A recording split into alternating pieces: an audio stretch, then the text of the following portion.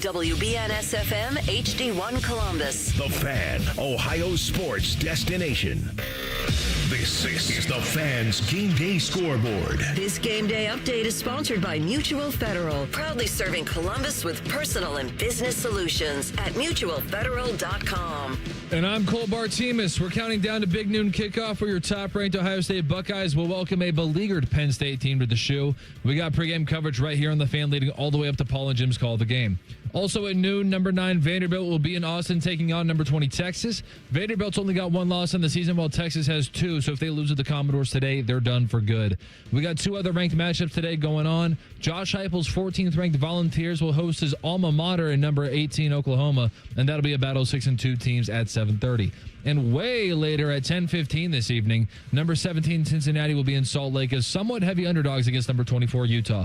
All the rankings that you've seen here today are temporary. This is the final week of prioritizing the AP poll. On Tuesday night, we'll be giving our first dose of the CFP rankings.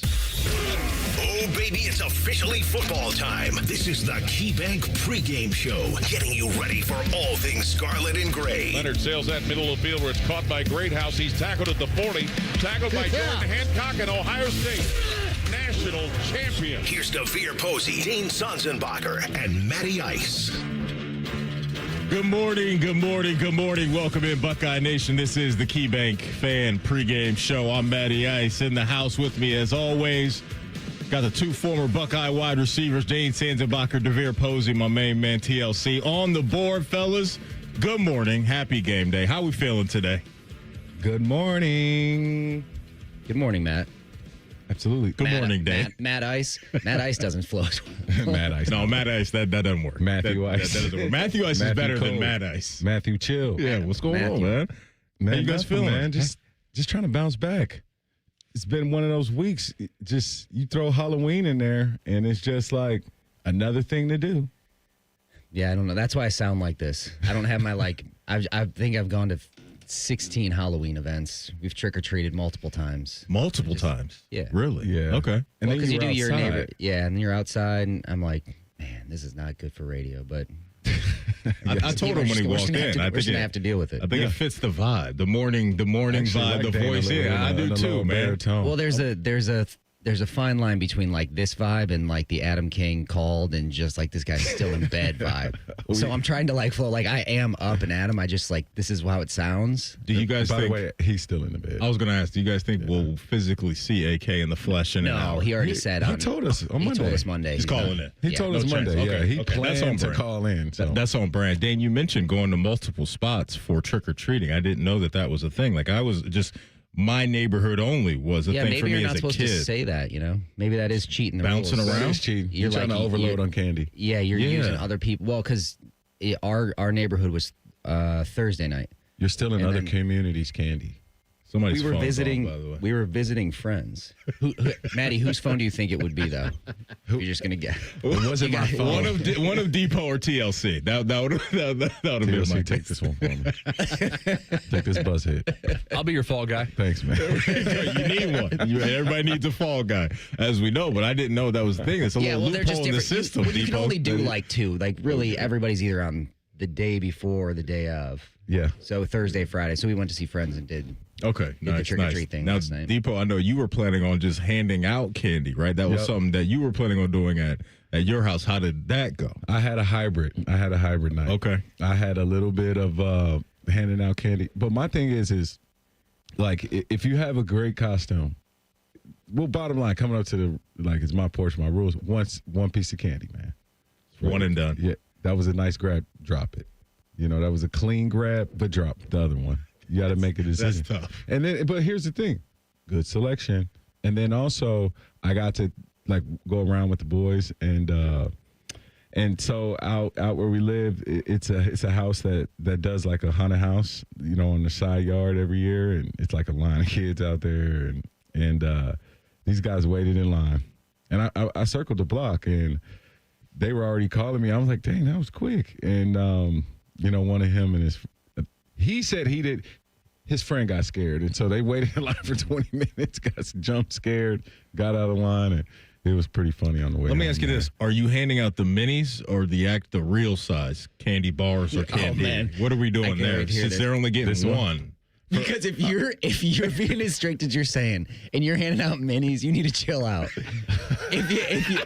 If you're because I know okay, confirmed. I'm looking at you right now. You're handing out minis It's and minis. being like my porch, my rules. I think it's minis. I think it's minis. You get one peanut. You guys would actually be pretty impressed with the selection. We got so we have some we had some airheads like the so we my wife goes as far as like with the real size, Okay. it really has a big effect on kids. So they're like, oh, they got the real size candy.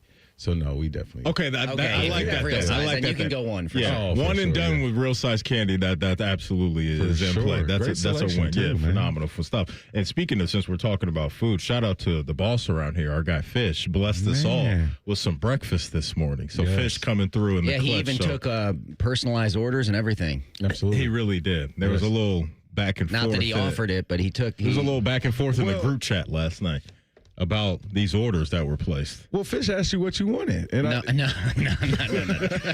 Fish texted all of us and said, "Do you want original or spicy chicken biscuits?"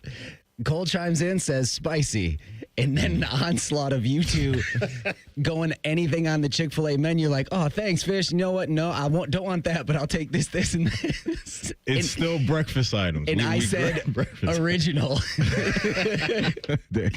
So Cole and I like man. cap end U2 specialty orders, and Fish just like, all right, well, I was trying to be nice, but I guess I got. well, I mean, if he was going the extra mile, man, hey, we might as well get it right.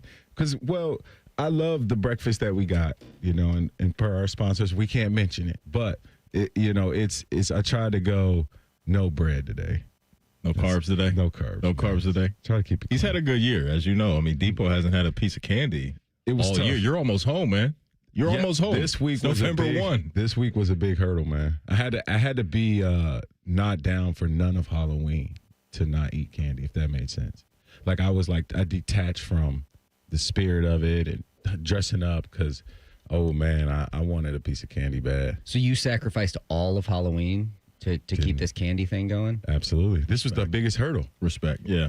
Maddie, Your what was the biggest biggest hurdle challenge? for you? Thanksgiving, wasn't it? Yeah. Not eating mashed potatoes. Oh my goodness, that was tough, man. With that gravy too. Like my mom makes some good mashed potatoes and gravy, so it was tough. So yeah, Dane, you have to do this next. You got to give I did something up French for a fries year. last year. Yep. He did candy this year. It's your You turn. have to pick an item next year, and it can't be something that you're like. It has to be hard. It's something that you really like. Coffee. Woo. That would be Okay. Could you do that? Okay. No. See, there's things I like. That would be the hardest one. If it wasn't coffee, I think there's almost nothing I couldn't. Is there anything do without. detrimental to your health you can mention on the air that you need to give up? No. Okay. He's a healthy guy. No, He I mean is. I'm not like super healthy, but I just haven't. I've gone through my spurts. I mean, I was on a donut kick for a while, man. Really? Like I'm talking like I probably shouldn't mention this on air because it's super embarrassing. I would go. Why? Because donuts make you do crazy things. They You do. eat them at different hours you're not supposed to. Oh, Yeah. Devere, I was showing up at Speedway. You know, Speedway had the little when they still had their like Krispy Kreme partnership. Oh, you knew when they got they were When coming in fresh. I was just showing. It was when I lived in Toledo. I was just showing up at like nightcap for myself, showing up at Speedway and just getting 6 donuts. We never went to the original Krispy Kreme. Just And it was always Speedway. and it wasn't fresh because I was always there late. So I Yeah. would do like donuts were like late. Yeah, I was just binging on donuts. So that one was. I had That's to kick tough. that one. Right now, I'm in a pretty good spot. That's good. I'm Okay. a real grown up. Okay. With at that point, I didn't have a wife or kids. Yeah. Now you're locked to in. look at me with those eyes like, let's get together, man. We're counting on you. Tighten up a little bit. Let's tighten up because Depot, I think you were hinting at like when it comes to donuts, that can be Yeah. I can have one for breakfast, I can have one for a snack, I can have it for dessert. Like a Yeah. donut, it's versatile, man. It's very versatile. So yeah, I'm with you on that. I haven't had a donut forever, but I'm just like, give me this straight glaze with the chocolate. That's all I need. It used to Best be donut candy, in the though. game. It used to be. I think candy would be too easy for me now because I don't eat it that much anymore. But it used to be. That would be a big one. Yeah, it was a major hurdle, but it was. You guys be proud of me, man. Yeah, you did a good job. TLC, how's your candy intake been the last few days? Well, funny you should ask. I finished it off yesterday, but we're good. Hey, I took some from my parents. I was actually at my parents' house the night of trick or treat, and then I took just like like a small Ziploc bag, not a big Ziploc bag. I just tossed about 6 or 7 candy bars in there, mini, not full size mini. Did you do the 6-7 thing on purpose right there? No, No. Dude, I'm walking into this left and right, man. 6'7". Did you see that was voted like word of the year according to dictionary.com? There's not even letters, just number 6. Really? Yeah. Because that just popped up in the last couple of months, right? I've never even heard of that. I don't know what you guys are talking about. We're all so old, we probably missed it, to be honest with right. you. You're probably right. Well, we'll Dane, have some 6'7" all show. Don't go down the 6'7" Dude, I keep walking right into it, not even realizing I know, it. because it's a natural thing. It's terrible. Right, and it's just always going to be there now. So, yeah, Dane, don't do it to yourself. Don't do it, Dane. Don't even worry about it. Forget we even mentioned it. Yeah. At the truth of it, I'm just a dad trying to connect with my sons. I don't really know much about it. Okay. I don't think anybody really got knows deep. much about it. I really don't. Oh, can you clip yourself right there? Like, I got, all right. Yeah, you know, See what happens when you're around the drop king? The thing is, yeah, the loose cannon's the only one with the finger on the button. Like, we can't clip him, but we need to start trying. Let me tell you a quick story. So yesterday, What drop you want? we're on the show, right? AR, myself, and TLC, and we had a guest on, and this call dropped. Sometimes you have guys driving around, whatever, you get bad service. And so the call drops, and we have about 4 to 5 minutes left in the segment. And so AR and I are like, okay, he's going to call the guest back, right? Like, usually right away you're going to call the guest back. He's not concerned about that. He's concerned about cutting a new drop for himself since he's the drop king. So, like, that's where his mind is at. Not calling the guest back, but I found a new drop. Like, I'm back here cooking. I'm working on something else. Here it is. Within right 10 seconds, I had this cut up. Does the quarterback situation at Penn State just end any conversation that they could be in this game? So the call just dropped, and he was not concerned about calling the dude back. Did that noise like don't do it right on there. It was a very controversial question. You couldn't take the heat. It was great, man. It was good stuff. So, Buckeye Nation, good morning. Welcome in. We'll get you ready for Ohio State and Penn State. When we come back, we'll look back to their previous game against Wisconsin. We haven't seen them in a little minute. Will we learn from the Buckeyes' win over the Badgers? We'll talk about it next. This is the KeyBank Fan Pregame Show right here on the Fan. Fan traffic. From the Riverside Bank of Dublin Game Day Traffic Center.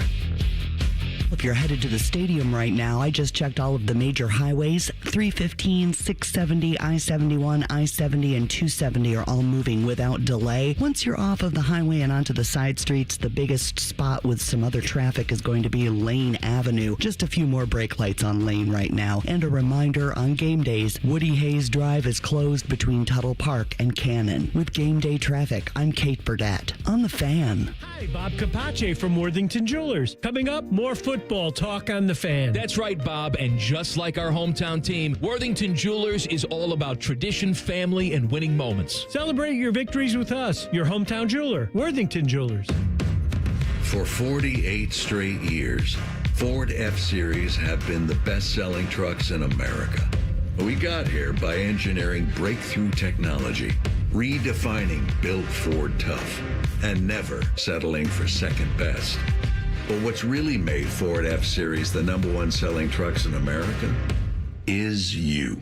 Ford F-Series, built Ford Tough. Based on 1977 to 2024 calendar year total sales. The Sonic Temple Art and Music Festival returns May 14th through 17th with My Chemical Romance, Tool, Bring Me the Horizon, and Shinedown. Plus, Pierce the Veil, Good Charlotte, The Offspring, Sublime, Godsmack, Breaking Benjamin, Marilyn Manson, and so many more. Sonic Temple in Columbus, Ohio, May 14th to 17th. Passes on sale now for as low as $1 down at SonicTempleFestival.com. They're trained. They're prepared. Let's do it. They're Ohio's undefeated plumbing, drain, heating, and cooling team. And they're here to tackle your problems.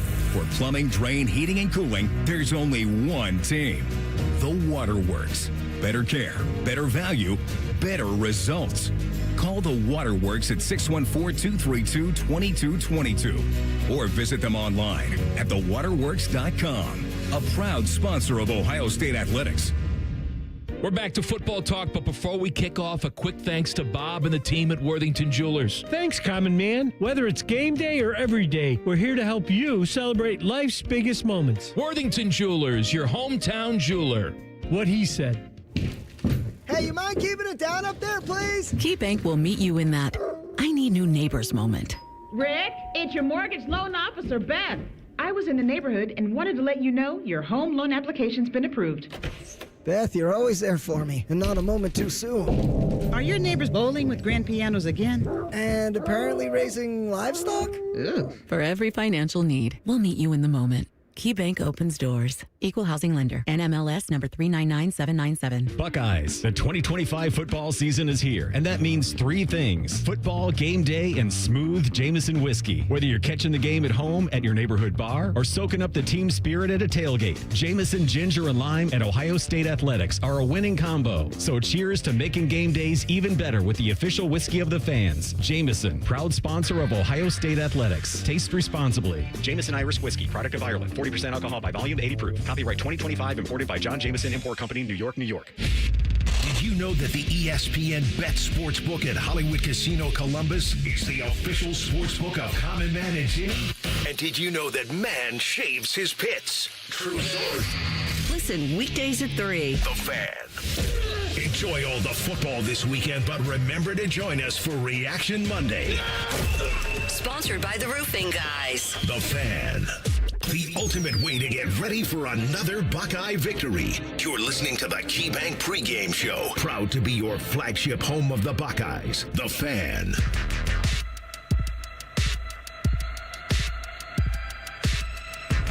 Welcome back in. This is the KeyBank Fan Pregame Show. Matty Ice, DeVere Posey, Dane Sand. You're ready for Ohio State and Penn State. Real quick, I am one of those people that when the page turns to November 1st, in my mind, it is now Christmas time. It is now Christmas time. It's time to rock and roll. Look, I love Thanksgiving. I'm here for it. No. But it's time to bust out the Christmas tree and the Christmas music. So that will happen when I go home today. When does the cornucopia get to be decorated, get to be the main decoration then? Because it's cornucopia time. There is a gap here. It's not wreath time. It's cornucopia time. I think that's fair. Yeah. I think that's fair. But the mini tree's coming out today. Time to go. Mariah Carey, All I Want for Christmas. What's up with cornucopias? They're kind of weird, right? I think I need one instead of a fruit rack in my house. Was it a vessel to actually just carry like a bunch of fruit and then you just dump it out? Because I'm picturing a cornucopia and I know very little about it for how heavy of a place it holds in like Thanksgiving. Did you like you just said when you were talking Thanksgiving, you just go cornucopia time.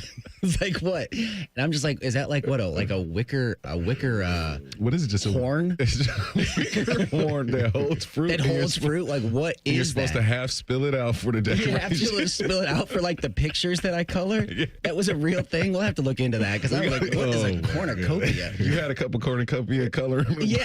Everything. I'm thinking like I'm picturing fall. Yeah, I can't picture Thanksgiving without cornucopia, and I think it may be holding too heavy of a place. It's not like a Christmas tree. It needs to hold more heavier of a place. Obviously, the people like Maddie that are skipping this time for the cornucopia. You need a cornucopia. You need a cornucopia. I'll work on that. All right, I'll work on that. We'll get you on that. I'm sure there's like I'll search Amazon just cornucopia. Yeah, does Amazon have a cornucopia? Amazon has everything. Can I 2-day a cornucopia for Speaking of Amazon, I don't know if you guys have seen this, but did you see that they have like how do you spell cornucopia?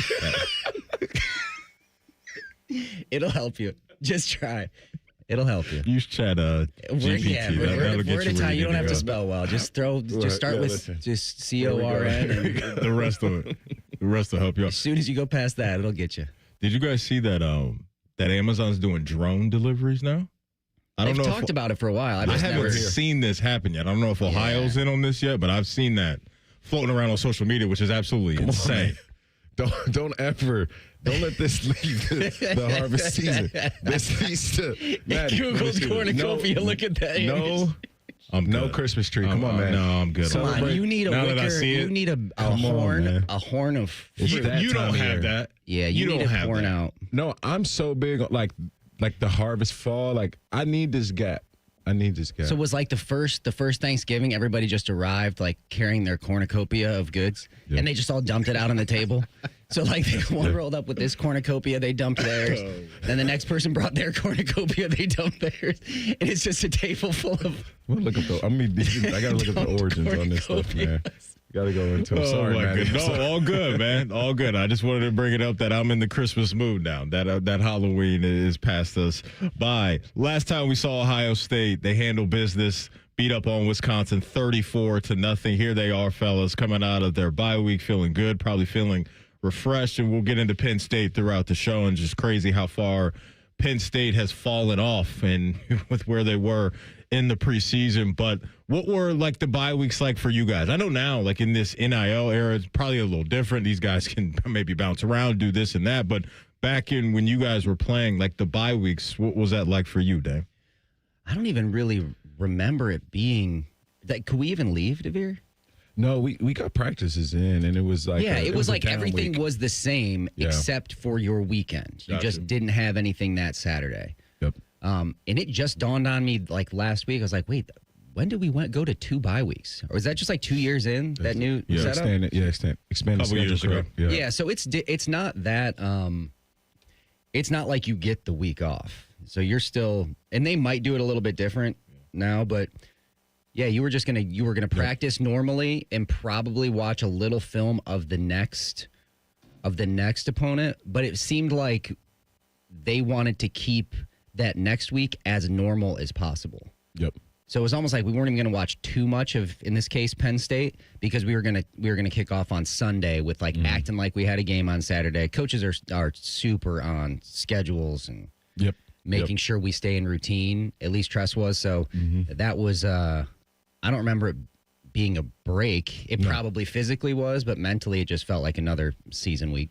And then most of the time they always like brought up hey, this week is about us, right? And so you would get back to, Coach Hayes would whip out training camp drills. You know, you would go back to the fundamentals. Yeah. You would do the whole long individual. We were juggling. Learning how to juggle. You would do stuff like that. Like every period, you could take your time on stuff that you probably been having a little trouble with throughout the season, maybe like, and just, things that we would work on. And I would always remember, like, man, let me get my body right during this time, man. And those little aches that were still getting you from training camp, you're like, man, if I can make it to this bye week and get some rest. Yeah. He'd pull out those arm pads. Yeah. Checking you. It would just be, you'd be like, all right, what are we doing? Matt, he's got these like Mega Man arm pads, if you can picture them. It's like they got handles in them, but they're big things. Yeah. So you act like a DB, but you've got super arms. Yeah. He's just jabbing you in the chest. And you got to get off the line, do those type of drills right there. I got you. Rare case, but like, so Hazel was Heartline's wide receiver coach. And when we left Ohio State, like those times in these periods, like bye weeks, like we would do so many individual drills that, man, by the time I got to the pros, there wasn't a level of practice that was higher than my Ohio State wide receiver individual practice. It was the best individual that I ever went through in my wide receiver career. So I know, like, baked into, Hardline can recruit, but I know the way that he's drilling these guys and the stuff they work, like, I mean, they're racing at the top end, like seeing who can come out of breaks the fast. The stuff we did, and it's just like those individual drills that Emeka Buka JSN, they won't have a better receiver coach in the league. It's crazy. So it's the attention to detail and all that stuff. Yeah, for sure. Because I've heard, a couple former players just talk about, like, sometimes at a program like Ohio State, the practices are harder than the games. They can be just because of the good on good and how much talent that's. It's all the way down in the facilities. Like, I walked in, drafted to Texas, I was like, oh, wow, this place isn't as nice as Ohio State. Like, I mean, I don't know if you felt like that about Cincy when you got there. It was just like, it's just the height is here, man. The facilities, the practices, the individuals, the competition is here, man. Yeah. I was, when I sat down and it was prison food, I was like, this is a little bit of a step down. Because I think to your point, there was like the players and family report card for each NFL team. I think that comes out every year. I think it was a couple years ago that the Bengals got like either a D or an F for the cafeteria. They come by it naturally. I mean, they mean well. Yeah, man. No, I wonder if that will start to shift though, because that wasn't an era when you had to show out to recruit. And maybe you still do, because as long as you still have to recruit, you still have to compete in that area. NFL teams kind of let it slip because they're like, we're paying you. If you want, go buy your own food. Yeah, buy your own food. You can bring it. We don't have to give you everything, right? Yeah. Is there how many like chefs were there in the NFL? You guys remember? I think every team I went to was great food cities. I had no complaints about my Baltimore had to be great. I've heard about that. They have as a Ravens fan. They have Old Bay on every table. Yeah. It's the Baltimore way. Yep. And then the Jets, first class. Okay. Texans, get some of that good South food. It's like right there by you get the Mexican food, and you get the Louisiana influence, and you get the Texas barbecue. That could probably be dangerous too. Houston is dangerous. Could be dangerous. You can pack some pounds in that cafeteria for sure. Yeah. Nah. So you get too comfortable though. You do get comfortable eating good food at the facility. Yeah. I kind of like to be at Cincinnati. They just kind of make you. They were just honest about it. They're like, hey, you're here to do. You're a professional football player. Yeah. You're here to roll out there and do the dirty work. So you just like are just like stored under the stadium. Under the stadium. Yeah, like it's in the stadium. There wasn't a practice facility, so we're in like the locker room. We're just underneath. Like we're just eating the food in the on the basketball court. There wasn't a dining area. There was tables set up on a basketball court. Leftover hot dogs from upstairs. That's tough. Just kind of shoveling it in, and then it's like time to practice, boys. Yeah, it was just gritty. That's tough. Gotta That is tough. Respect it. Right Midwest there. Coming up football. at the top of the hour, you will hear from Coach Day as they've been prepping for Penn State all week. How is that coming along? Also, Jim Knowles was on big topic of conversation this week. Ryan Day commented on his return. You'll hear that next. It's the Key Bank Fan Pregame Show right here on the Fan. Fan traffic. From the Riverside Bank of Dublin Game Day Traffic Center.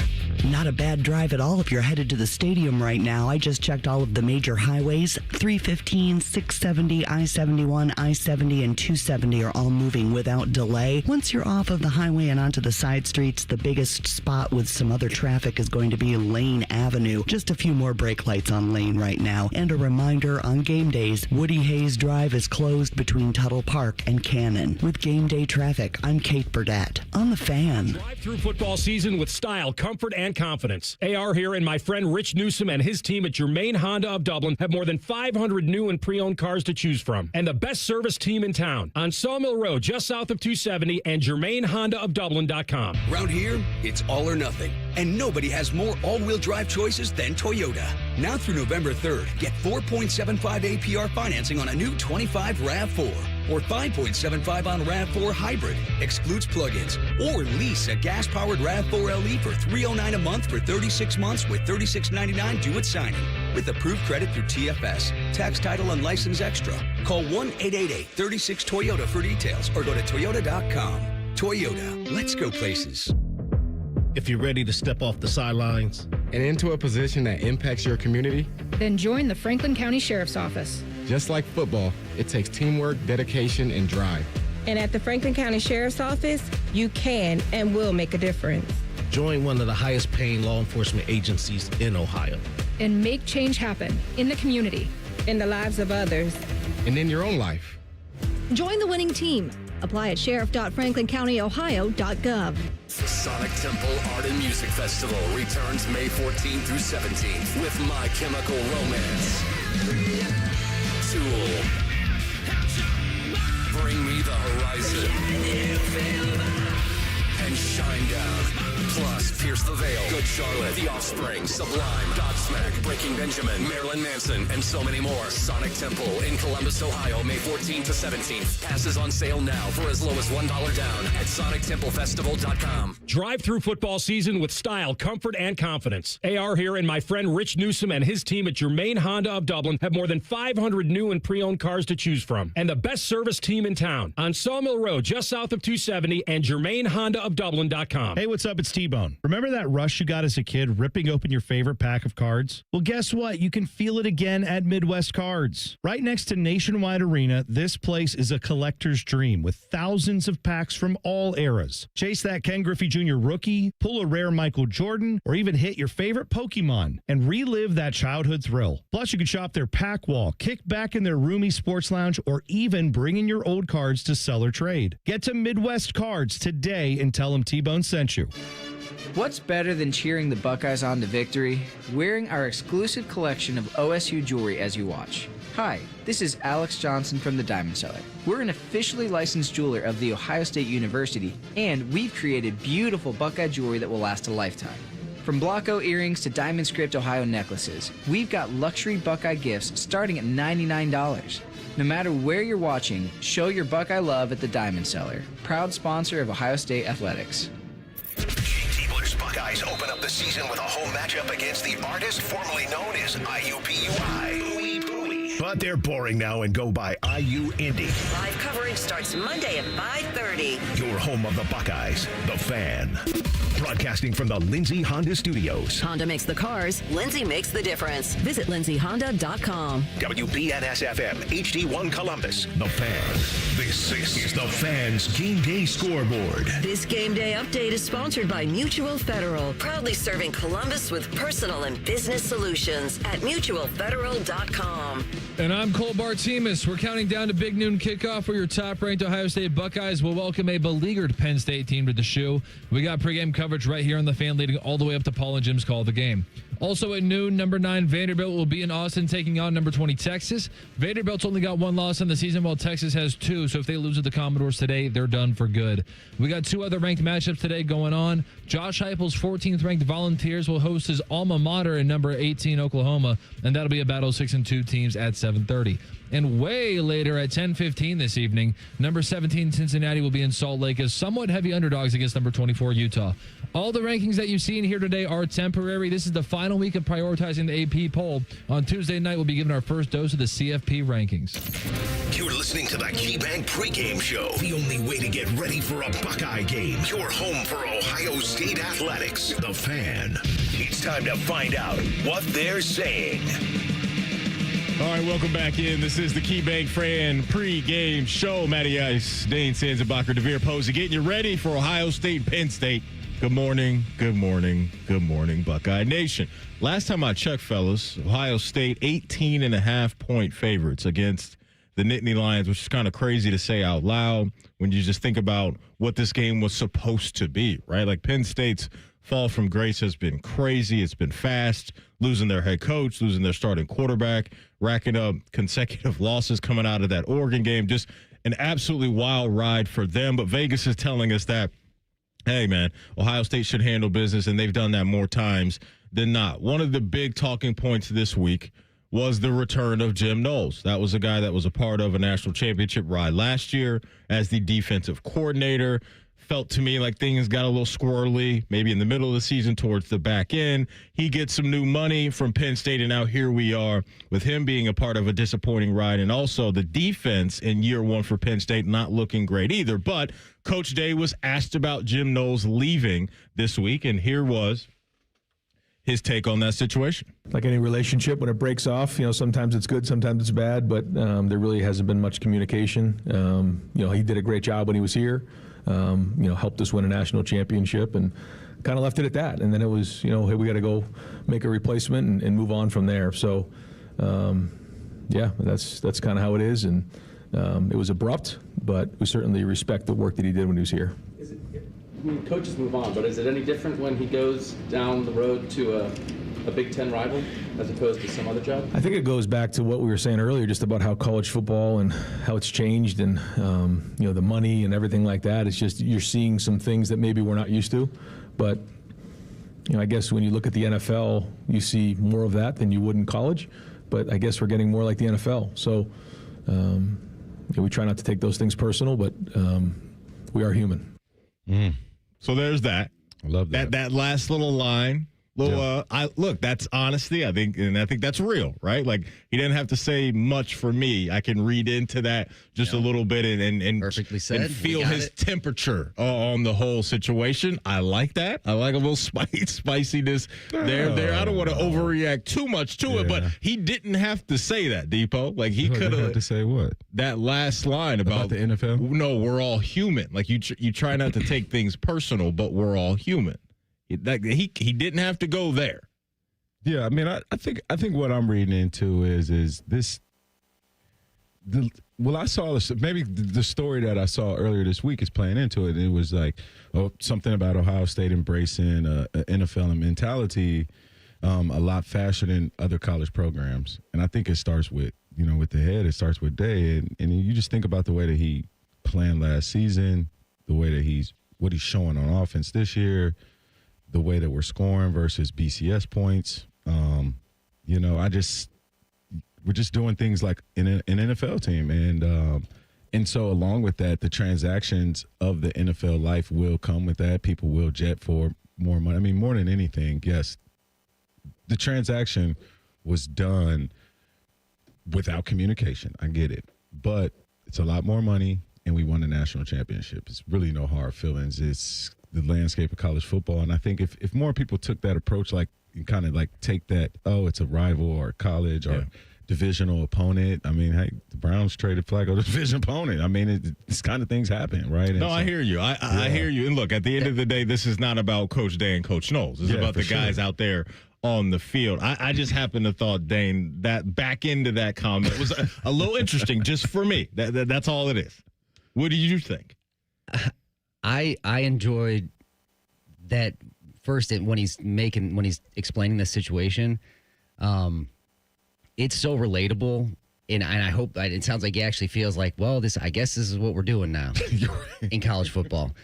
And it's not that he's not getting paid a lot too, and he knows that, but it's just like, I guess with the money and the pressures, I guess, yeah, you're gonna take a check and go coach against our rivals. Because it is like, I think that's the temperature of a lot of the fan base, is just like, well, that's kind of deflating. Like, that was the thing you just didn't do. You didn't go, because yeah, the NFL is one thing, but those aren't like true, like, that's a different thing. To me, that's a different sport. Like, it's the same sport on the field, but it's a different structure, and it has different pulls to it, and fans expect something different. So while in the NFL, of course, you wouldn't care if somebody bounces around from job to job, it's like the NFL feels much more like medieval times, the restaurant, that is, not the actual times, where it's just colors. And it's just like, you're just seated in the yellow area. Yeah, that rider could be riding for them. This is the entertainment part. Yep. College is tight. You got people's real feelings are tied into this. So that's why that's why I think he's saying at the end there is like, yeah, you try not to take it personal, but if that happens in the NFL, it's not that big a deal. But you know what messages are being sent when you pass up this deal here, and you are going to actively coach against us at our rival. Similar, I mean, it's not lost on anybody, I don't think. And I don't know if this is an apples to apples comparison, but I know outside and amongst the fan base when Tony Alford went to Michigan, like, it was kind of like, okay, you know what I mean? Like, what's going on here, right? Like, I don't know how many other jobs he had offered to him, right? But when you make that type of move to a rival, it just adds a little bit more to the narratives that are out there. And again, we haven't been talking much about Tony Alford going to Michigan, but just at the time when they're fresh, it just poses a lot of questions as to why does that happen? Because to your point, Dane, it's kind of like that's just something we feel like probably shouldn't happen. But at the end of the day, these guys got families, look, and they got to feed their families and get money. I understand that too. They do, but I don't mind it for the sake of having college football being a different thing, like differentiating itself from the NFL. I'm fine with keeping up the fight of not resigning to that's okay and normal. Like, I'm fine keeping up like the little bit of like, well, yeah, it's hard to not take it personal. That would never be a conversation that happened in the NFL, but I think it's important for you. The fan side, and I think a lot of people echo the fact that, like, you don't want that part to be gone. If that part is gone, you've lost the heart of what college football is. Yeah. So, like, if there's little like chirpy comments here and there, and that's not even chirpy, but if it's like, it is still a little bit personal if you go coach at Michigan or if you go coach at our in-conference rival, that should be, because it at least furthers in the changing landscape. You keep the spirit of what made the thing cool in the first place was these things. It's like your school versus school and rival versus rival, and you don't go coach for somebody that is your kind of sworn rival. It's just that's how it was built. We're not accepting Penn State as our rival, but they want to be our rival bad. They're Matt, you can check me on this. Like, after this year, when's the next time we play? 2028. Nice. So. Yeah, it's not a rival. Yeah, they need to I mean, I know everybody had like one protected game or whatever it was that you had to. Like, who did Penn State pick? I don't know who were they picked us, but we were like, we picked Michigan guys. Yeah, we're like, we already have a date. It's been set for a while. Sorry, but I know we won't see this again until 2028. Yeah. So, which is crazy to say out loud, because there's been some good games and some not back and forth, but some pretty good contests. Like even the game last year, right? Yeah. Ohio State wins the game, but that defense for Ohio State needed to have that really good red zone situation there. You get to pick, and that's all she wrote. Penn State has no protected rival. So nobody swiped right back on them. Right, that's what I'm saying. It's like Nobody, you know what I mean? Nobody asked him to the dance. Yeah. Come on. See, that's tough. It is. Well, Penn State, there was a time where Penn State joined the Big Ten, and it's like, you guys aren't even OG Big Ten. Like, come on. Yeah, they joined in 1993. Like, come on, that's recent. Well, in my life. Yeah. I'm with you. Yeah. It's kind of like when these moves happen, it reminds me a little bit of remember when Kevin Durant went to the Warriors? Yeah. And it was like anybody but them. You know what I mean? And I think some fans felt that way about the Jim Knowles move. Because, look, fans were a part of that journey with Jim Knowles. Year one, it wasn't great, right? And then the defense got better and better over the last couple of years, and the defense was dominant last year. So to take that out of the mix and go back into that unknown of, well, we don't know what we're doing at D.C. in the offseason, I had to imagine there was some uneasiness there amongst Buckeye fans. But this is the second time now Coach Day has said, no, I'm going to my Rolodex. I'm good. I got somebody to call. Bill O'Brien as my offensive coordinator. You take the head coaching job. Category. I'm going to go get Chip Kelly, and we're going to ride this thing out and win a natty. Hey, Jim Knowles isn't available. Oh, I know Matt Patricia. He's a heck of a defensive mind. Let's bring him in as well and just absolutely lock up everybody. As Debo's showing me just what a graphic here of defensive stats amongst the country, and all I see is first upgrade for Ohio State. Hey, enjoy 70 East, Mr. Knowles. So that's that. I think that's big time stuff from Coach Day as well, because sometimes you may not have the relationships with certain guys, or you just miss on guys that you bring in, and he's 2 for 2, having to kind of quickly figure out who's going to be a coordinator for you. That feels like the new most important thing, and maybe not new because it's always been there, but higher tier than actually winning in the college football landscape. Like Brian Kelly, for example, or Lane Kiffin. Like, he's successful this year, but these guys have had like roadblocks, stumbling blocks, been fired from places. Yeah. If you have your Rolodex that's like, well, I know that I can get people to come coach me. I think that it seems like that's what universities are buying. That's what like the decision makers are like, okay, who can build it? And that coaching tree is so like, that profession is so relationship based. Like, it is so, if I make it, I'm bringing you and you and you. It's not, and obviously there's merit to that, but I think that has like a very heavy, that weighs heavy on getting these jobs. So it's a really important move to have. And if that is a metric, now you've seen this staff and Coach Dave been able to spin that little Rolodex and be like, all right, well, let's see who, obviously winning helps a ton. For sure.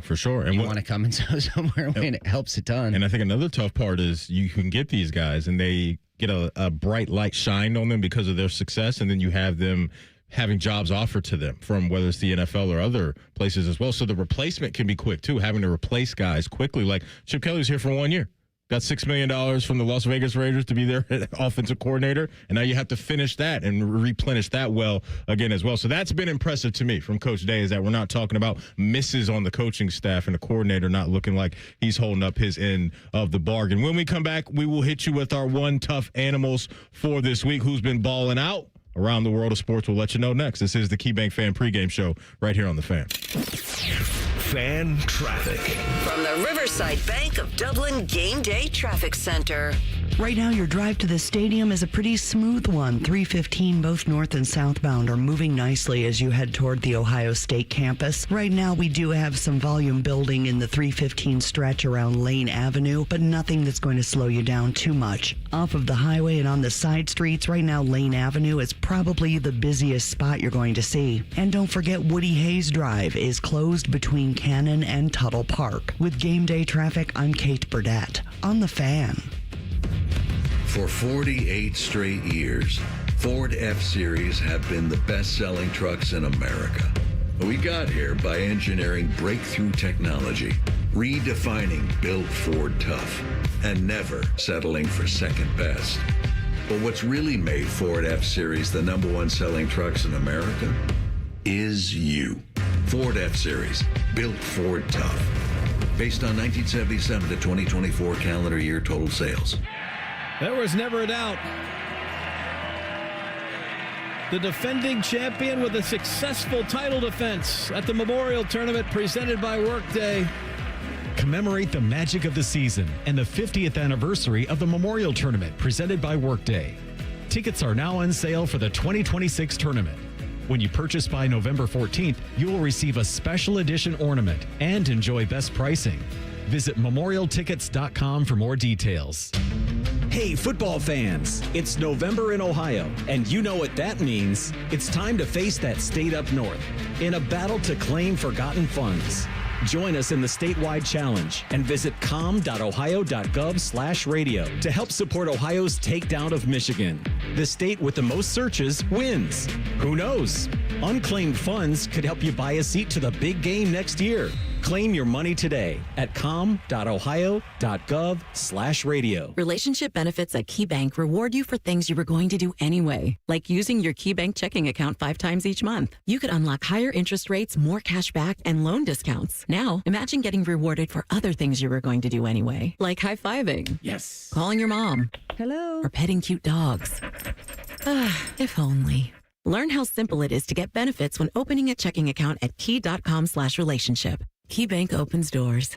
All credit products subject to credit approval. KeyBank, member FDIC. Aaron, I'm freaking out a little that you're giving away $500 in free repairs whenever someone buys a new water heater. When people are faced with an unexpected expense, an unexpected gift helps restore balance to the universe. Get Eco. ECO. How many things can our plumbers do for $500 or less? Tons of things. Like what? We can repair a toilet that's not working. We can replace a hose bib, install a utility sink or a vanity, run a water line to an appliance, replace a garbage disposal. Get Eco. ECO. Replace a shutoff valve, fix an exposed water leak. What's an exposed water leak? It's one you can see. It's not inside a wall and it's not underground. And we're going to do these sorts of things for free just because a person buys a water heater? Yeah, for free. Because we're restoring balance to the universe? Balance to the universe. Get Eco. ECO. Give it away, plumbers, genius electricians, and gonna make you cool again, HVAC technicians. Whoo, go to geteco.com. What's the best way to make sure you don't miss any of your favorite fan shows? Oh no. Download the Fan app, silly. Ah, damn it, I knew that. App Store, Google Play, or just scream right at your phone. Psst, you can also listen to Buckeye games. Do it now. Fan weather. From the Logan AC and Heat Services Weather Center. We are looking at partly sunny skies here for today. If you're heading out to the Buckeyes game, temperatures will warm up into the 50s here for the afternoon. We'll see winds pretty light out of the southwest at 5 to 10 miles per hour. And then for tonight, mostly cloudy skies and temperatures cooling down into the upper 30s to lower 40s with a few rain showers possible south of I-70. And then partly sunny for tomorrow on your Sunday, highs back in the 50s. And looking at upper 50s to lower 60s here by Monday, Tuesday, and Wednesday. And that's a look at your 10 weather impact forecast. I'm meteorologist Aaron White here on 97.1 The Fan. There's nothing Bo Bishop can't do well, except find competent co-hosts. Bishop and Friends. Weekdays from 9 to noon. The Fan. The only way to do game day. This is the KeyBank pregame show, getting you ready for all things scarlet and gray. Your home of the Buckeyes, The Fan. The Fan's one tough animal. All right, welcome back in. This is the KeyBank Fan pregame show. Fellas, it's one tough animal time. Depot, you want to lead us off this week? You ready to go? Yeah, man. Let me see, man. I'm going to go with Haynes King, man. This kid has just been, I think more importantly, showing in the ACC that he's a complete player. And he's been putting together a body of work for years now. I mean, he's been showing NFL scouts over and over, I'm a guy. And so he has his Texas Tech team into the playoff picture this year as a senior, as a leader. And most NFL teams look at senior like they won't draft, underclassmen quarterbacks because of some of the things of maturity and leading the room. So he will have a look as a name that, trends towards the first round. But last week, man, on Friday night, the guy just goes out, man, and just, 13 for 20, 143 yards. And it's not more importantly about the stat line from last week 25 for 31 for 300 yards. I'm sorry, I'm reading the wrong line. And it has his biggest outing of the year, but the time of the year that he's having it, he's continually getting better. And so if he, as a quarterback, continues this play, it's his first 300-yard game this season, if we're going into the playoffs and we continue at this rate, they might clip some people, and this guy might end up in the first round. So look out for a name, Haynes King at Georgia Tech. Yeah, man, his box scores week out, week in and week out are kind of crazy because they put so much on his plate. Yeah. Like he is the offense, and I think people kind of warmed up to him or really recognized what he was last year. Remember in that week 0 game against Florida State where they upset them out of the gate? And since then, Tech's been, a force to be reckoned with a little bit down there in the ACC. So I like that call. I'm going with one of my favorite watches on Saturdays at this point, and it's Marcel Reed for Texas A&M. This dude's right there in the Heisman mix. He might mess around and win it this year. Last week against LSU in a win,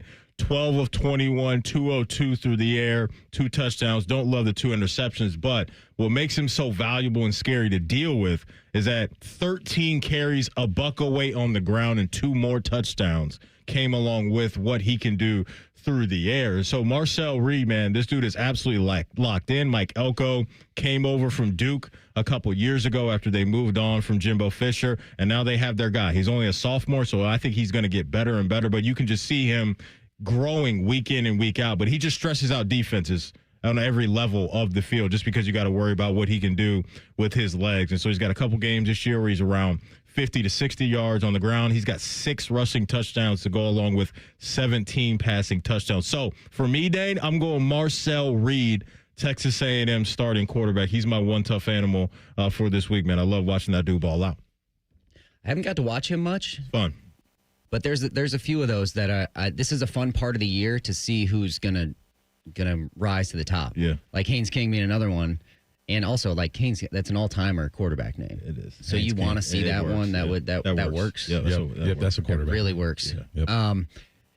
So I am probably have fallen victim to like a lot of Ohio State fans have, to like this embarrassment of riches of wide receivers. Absolutely. Like sometimes there's guys, if I sit here right now in 2025, that have just slipped through the cracks for me. And I'm like, yeah, what year was he there? Because, because there's been so many consistently good guys, and it has become like all right, fill it in, like rinse and repeat, that who knows? And my one tough animal this week is one of the guys that kind of slipped through the cracks for me, and maybe I overlooked him a little bit at Ohio State. Leading the NFL in receiving yards right now, Jackson Smith and Jigba. Mm-hmm. And I underestimated. I did not think that would be a sentence that you're saying. So his past 3 weeks, three straight games, 8 catches, over 100 yards and a touchdown. He's on a historic pace right now with his receiving yards, and it speaks to Ohio State in a way. It was like, wow, this was a guy that was like, it's not like it's Michael Crabtree at Texas Tech, right? Yep. It's not like here's your one guy that you're like, everybody, all eyes are on. If you're an Ohio State fan, you probably don't even watch him that closely, because how many guys are you going to be able to watch? He's on the West Coast. Yeah. So, I mean, it's like he's one of those guys that, got in a good situation in Seattle. You got to find that good place. They're kind of clicking right now.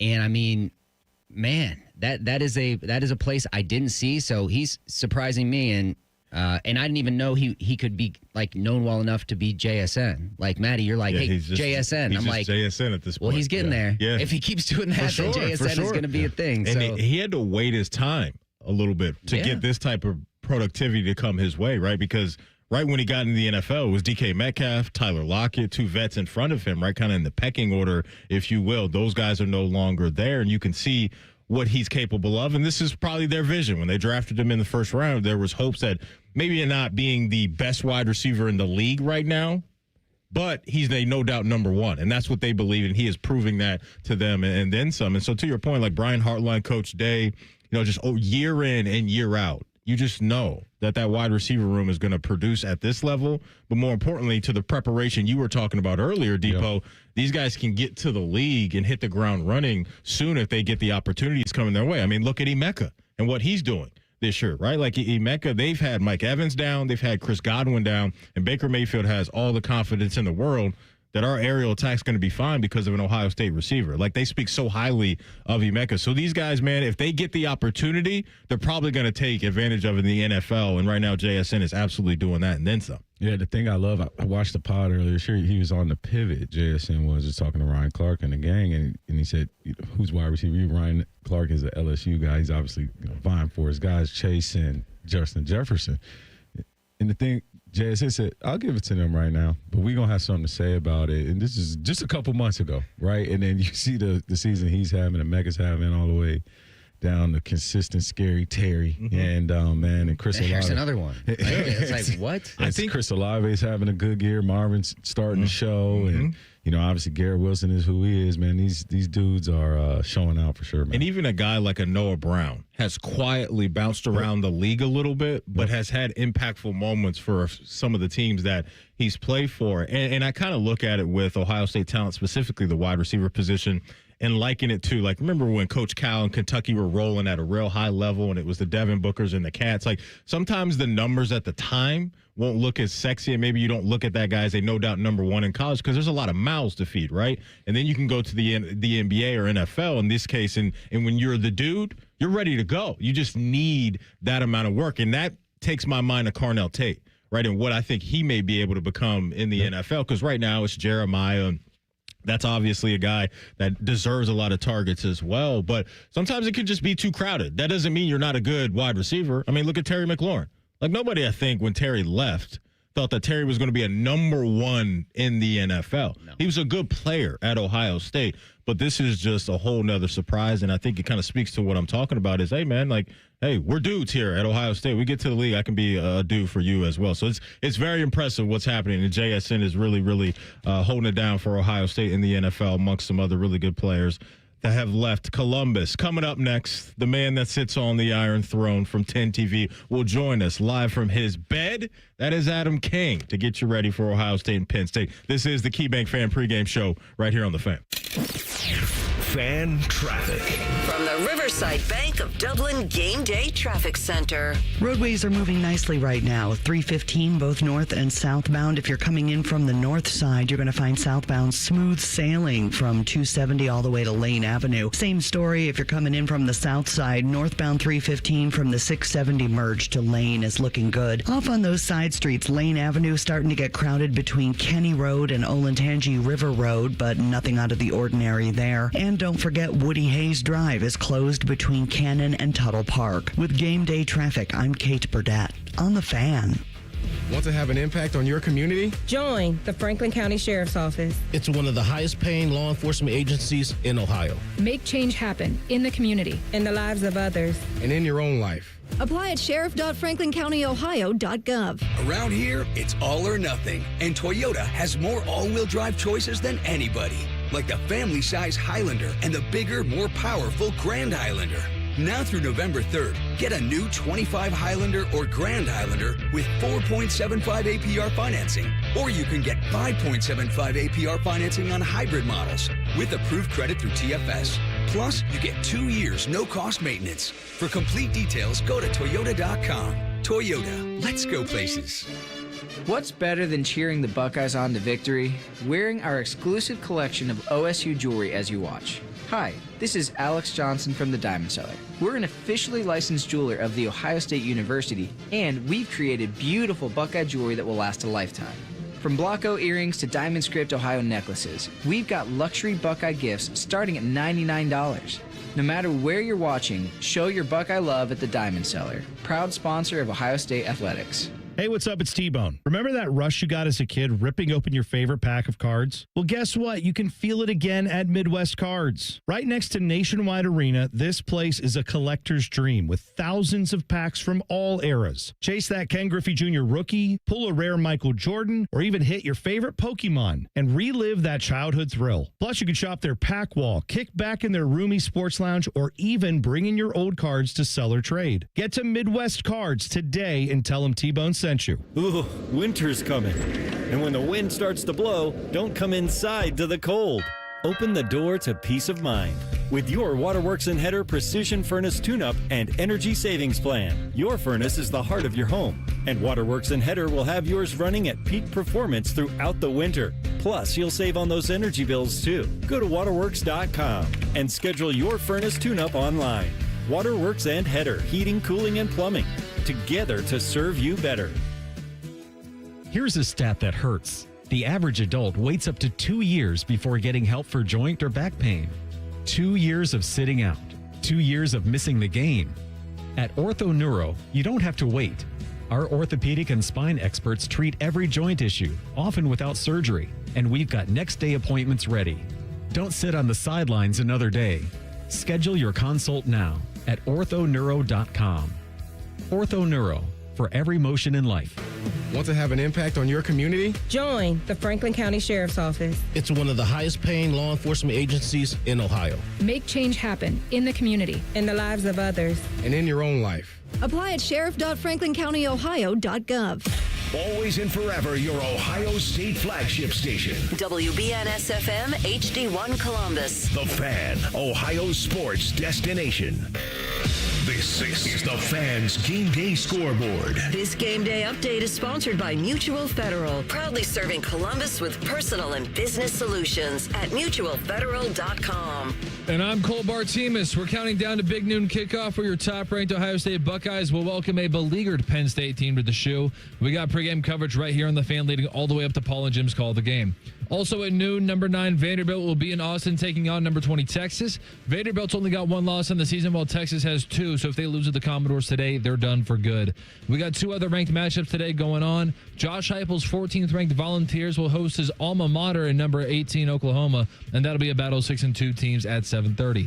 And way later at 10:15 this evening, number 17 Cincinnati will be in Salt Lake as somewhat heavy underdogs against number 24 Utah. All the rankings that you've seen here today are temporary. This is the final week of prioritizing the AP poll. On Tuesday night, we'll be giving our first dose of the CFP rankings. The ultimate way to get ready for another Buckeye victory. You're listening to the KeyBank pregame show. Proud to be your flagship home of the Buckeyes, The Fan.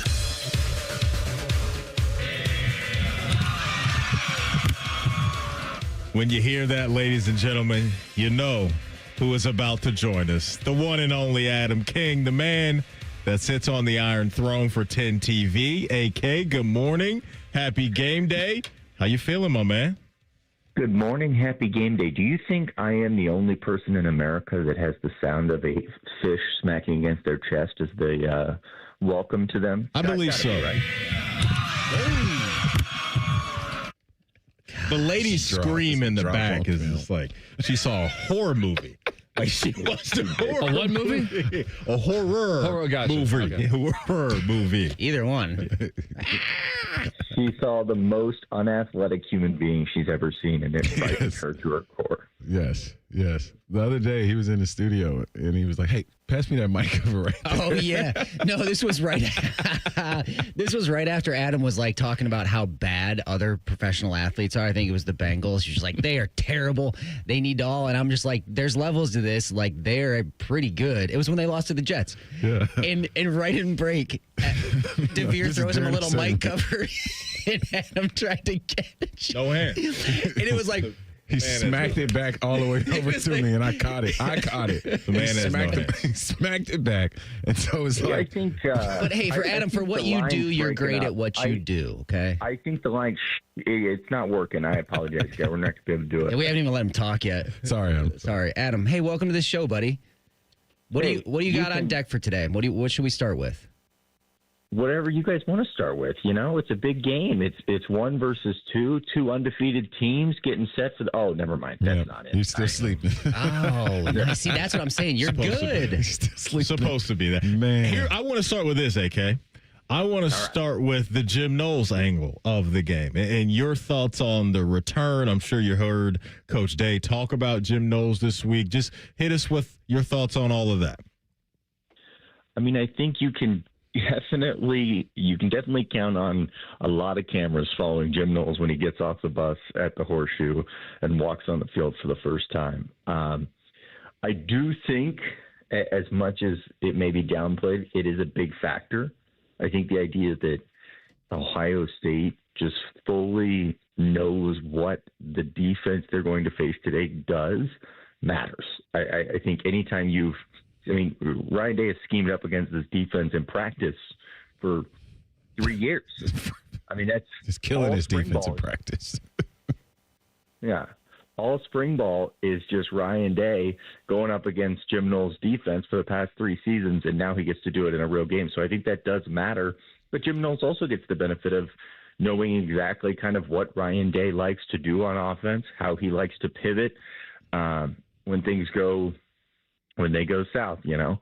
And I think it's going to be a very interesting chess match, but I don't think it'll live up to the expectation because I just don't think the talent is there with Penn State in this game. Adam, to me, looking at this game, so that's one of the angles is the Jim Knowles story. To me, it feels like there's a lot to be said about like emotion in this game because you have like a team in Penn State that is obviously in turmoil. They've had their coach fired. They've had to fill that gap. You've got Ohio State, who's got to manage their emotions here, who maybe they thought this was going to be a much bigger matchup, but still have to show up. How big of a piece do you think emotion is going to play in this game on one side or the other? For Ohio State, you know, maybe it's the somewhat of a little bit coaching revenge there, but really staying awake. In Penn State, I mean, having to show up and I guess prove something given their current state. Where do you think that's going to play in tonight or this afternoon? I think that is the one thing that allows me to be still a little concerned about this game is that Penn State is playing with really an emotion that you can't even simulate. Mm-hmm. This is it. I mean, you hear the reference like this is their Super Bowl and it gets overdone, but this is it for them. I mean, the season has gone off the rails. They'll end up, if they, maybe in a bowl game, but the chance to beat Ohio State would change their entire trajectory of their year. It would be one of those games that they'd talk about forever. And so you have to make sure as Ohio State, simply put, that doesn't happen. You've got to make sure that you don't allow them to get any bit of momentum in this game because that's how it happens.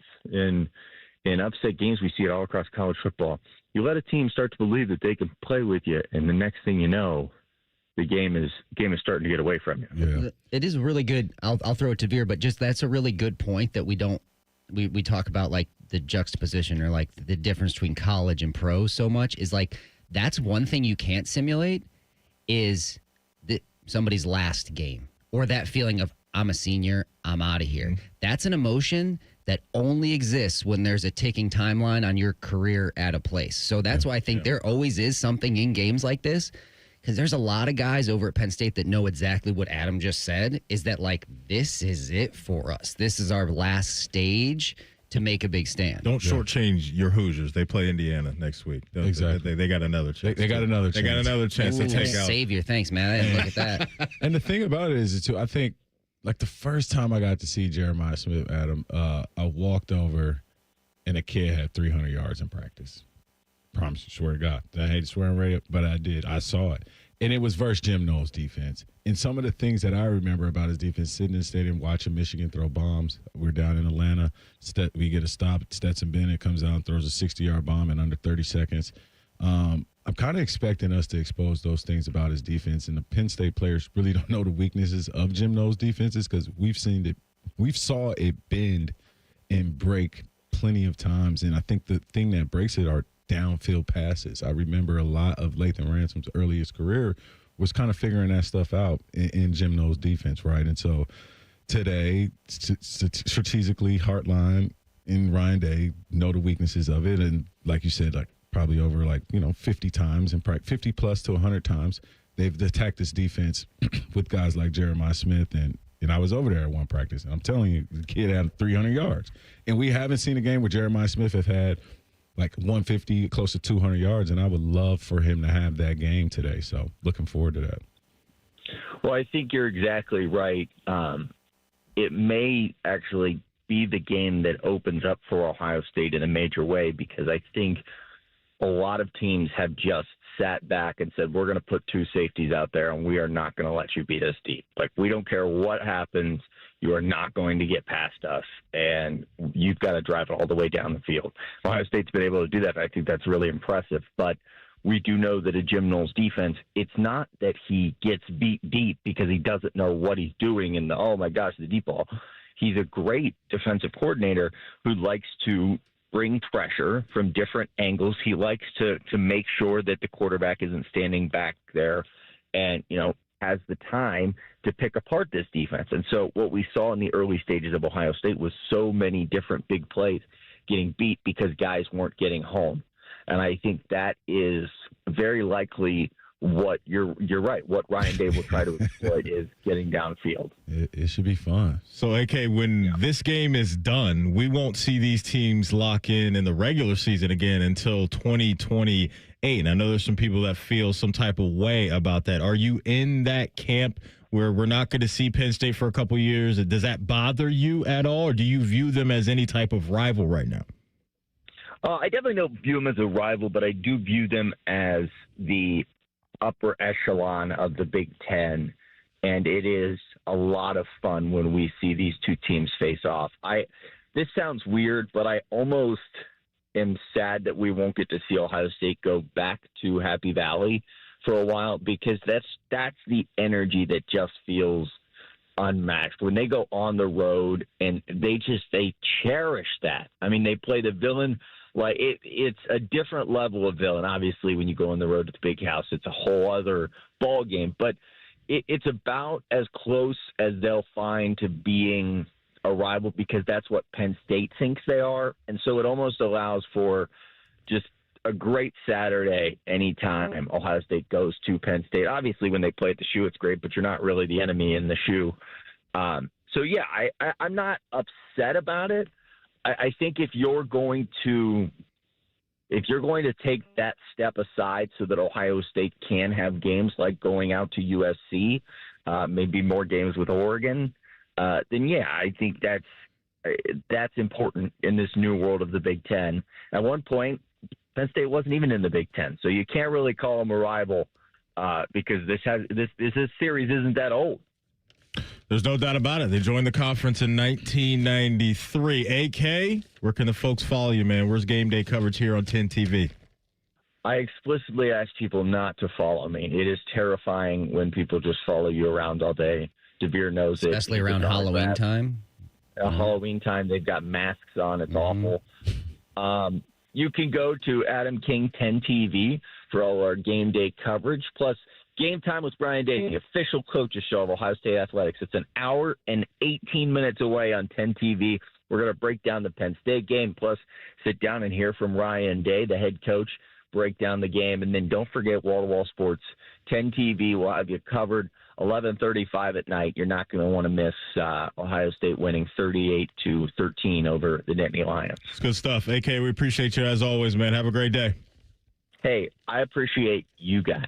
Bye, Adam. Thank you. Thanks, Adam. See you, AK. There he is, the man that sits on the Iron Throne. For 10 TV, the one and only Adam King. When we come back, we'll hit you with our Behind Enemy Lines segment. AR and I talked to Ben Jones, who covers the Nittany Lions, yesterday on Rothman and Ice. You'll hear that interview next. This is the KeyBank Fan Pregame Show right here on The Fan. Fan traffic. From the Riverside Bank of Dublin Game Day Traffic Center. We're seeing some really nice driving conditions out there right now. No major hassles, problems, accidents, delays, or otherwise. Right now, 315 is moving nicely both north and southbound. From the southbound side, it's smooth sailing from 670 all the way to Lane Avenue. And if you're coming in from the north, southbound 315 is moving nicely from the 270 merge all the way down to Lane Avenue. Right now, Lane Avenue is a crowded spot, and it's getting more so. Olentangy River Road is also starting to pick up some volume between Lane and Kinnear. With game day traffic, I'm Kate Burdett on The Fan. With rates lower than the national average, plus special rates on balance transfers, a BMI Federal Credit Union Visa Platinum or Visa with Rewards credit card would be the perfect card for your wallet. Visit bmifcu.org/visa for more details and to apply today. Bobcat Enterprises has rebates and write-offs to give you a competitive edge in 2026. Through the end of the year, get up to $3,000 in cash rebates on all inventory. This year's tax deductions are bigger than ever, and you can apply to lease, finance, or directly purchase equipment. Spend it before the government gets it. Stop by Bobcat Enterprises in Hilliard, Reynoldsburg, or Zanesville, or see our full line of products at bobcatent.com today. Offer expires 12/31/25. For 48 straight years, Ford F-Series have been the best-selling trucks in America. We got here by engineering breakthrough technology, redefining Built Ford Tough, and never settling for second best. But what's really made Ford F-Series the #1 selling trucks in America is you. Ford F-Series, Built Ford Tough. Based on 1977 to 2024 calendar year total sales. Sonic Temple Art and Music Festival returns May 14th through 17th with My Chemical Romance, Tool, Bring Me the Horizon, and Shinedown. Plus, Pierce the Veil, Good Charlotte, The Offspring, Sublime, Godsmack, Breaking Benjamin, Marilyn Manson, and so many more. Sonic Temple in Columbus, Ohio, May 14th to 17th. Passes on sale now for as low as $1 down at SonicTempleFestival.com. With rates lower than the national average, plus special rates on balance transfers, a BMI Federal Credit Union Visa Platinum or Visa with Rewards credit card would be the perfect card for your wallet. Visit bmifcu.org/visa for more details and to apply today. What's better than cheering the Buckeyes on to victory? Wearing our exclusive collection of OSU jewelry as you watch. Hi, this is Alex Johnson from the Diamond Cellar. We're an officially licensed jeweler of The Ohio State University, and we've created beautiful Buckeye jewelry that will last a lifetime. From Blocko earrings to Diamond Script Ohio necklaces, we've got luxury Buckeye gifts starting at $99. No matter where you're watching, show your Buckeye love at the Diamond Cellar, proud sponsor of Ohio State Athletics. Buckeyes, the 2025 football season is here, and that means three things: football, game day, and smooth Jameson whiskey. Whether you're catching the game at home, at your neighborhood bar, or soaking up the team spirit at a tailgate, Jameson Ginger and Lime at Ohio State Athletics are a winning combo. So cheers to making game days even better with the official whiskey of the fans. Jameson, proud sponsor of Ohio State Athletics. Taste responsibly. Jameson Irish Whiskey, product of Ireland. 40% alcohol by volume, 80 proof. Copyright 2025, imported by John Jameson Import Company, New York, New York. Forrest Gump says he and Jenny went together like peas and carrots. I gotta pay. Well, the Buckeyes are the #1 team in the country, and the Fan is the #1 sports station in the country. Peas and carrots, baby. Your home of the Buckeyes, the Fan. Enjoy all the football this weekend, but remember to join us for Reaction Monday. Sponsored by the Roofing Guys. The Fan.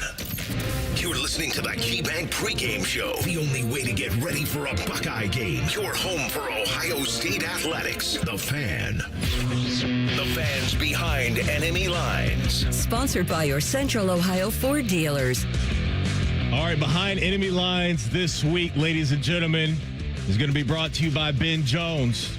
My man AR and I caught up with him yesterday on Rothman and Ice, which you can hear from noon to 3, Monday through Friday, right here on The Fan. Here's his breakdown of Penn State and what they'll be bringing to the field here in a couple hours. Before we get into the game, give me your best take on the Nick Singleton kind of MIA status here. I know Katron was great against Iowa.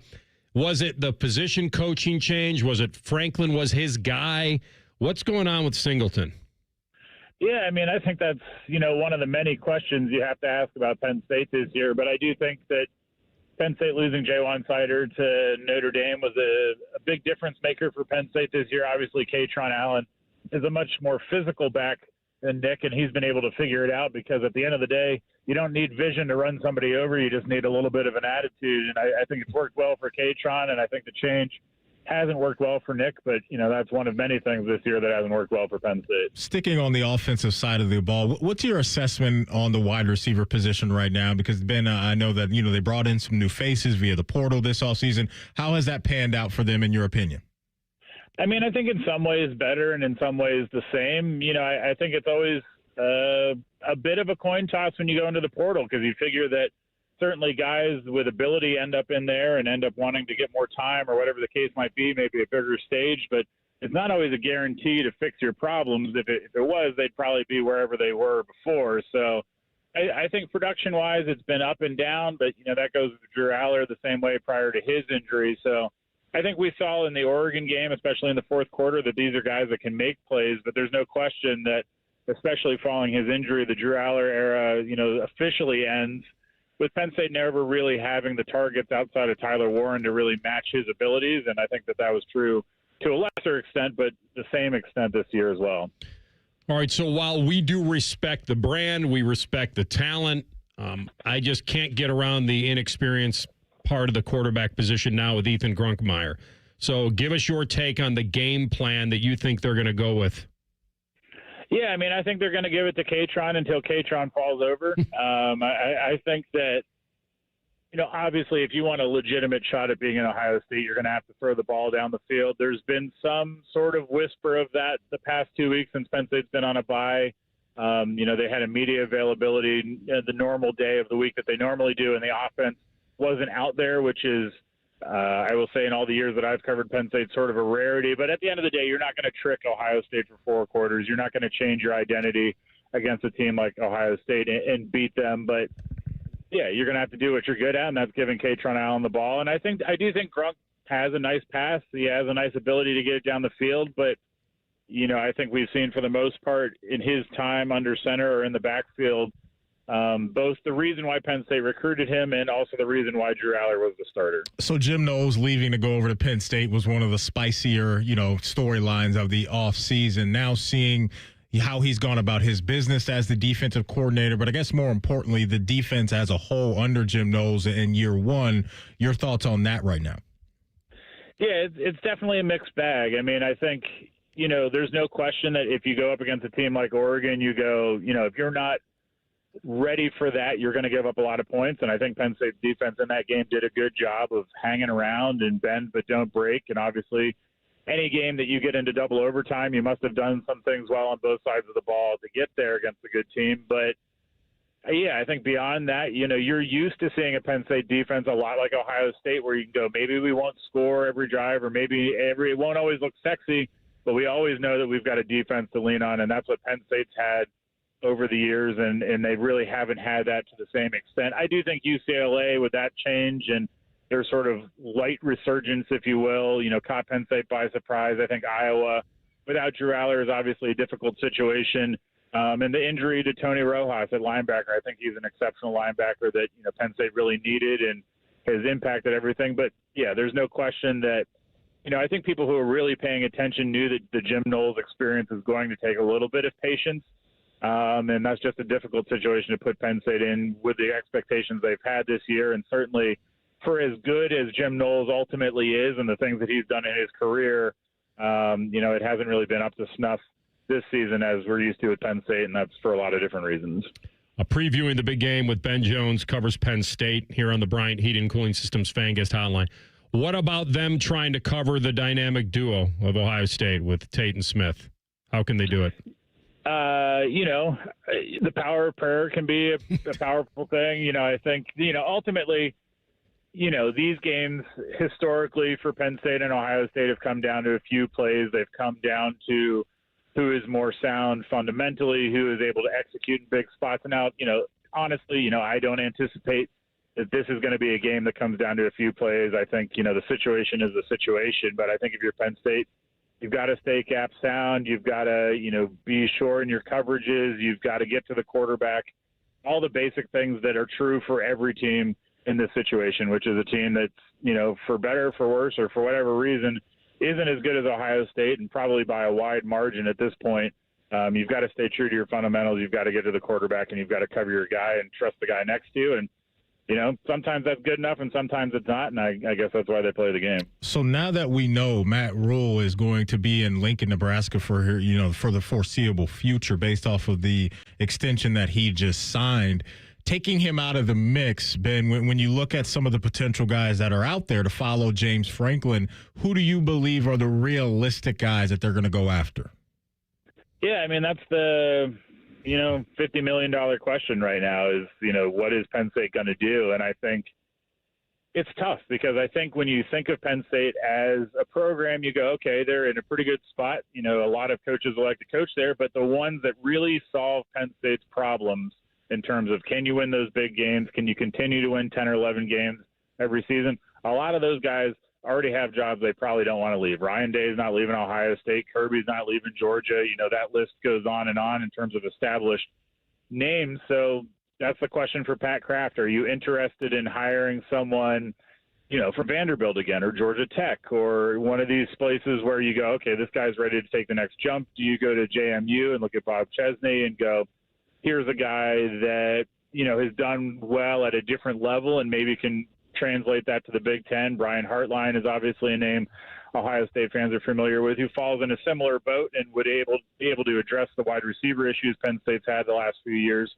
But being a good coordinator, being a good assistant is not the same thing as being a good head coach. So I think if you're Penn State, this has always been the struggle of the James Franklin era is, there's a lot more room to regress than there is to get better. And finding a coach that's going to be able to solve those problems for you is not a guarantee. And, I guess we'll check back in a year or 5 years and see which one of these decisions would have been the right one.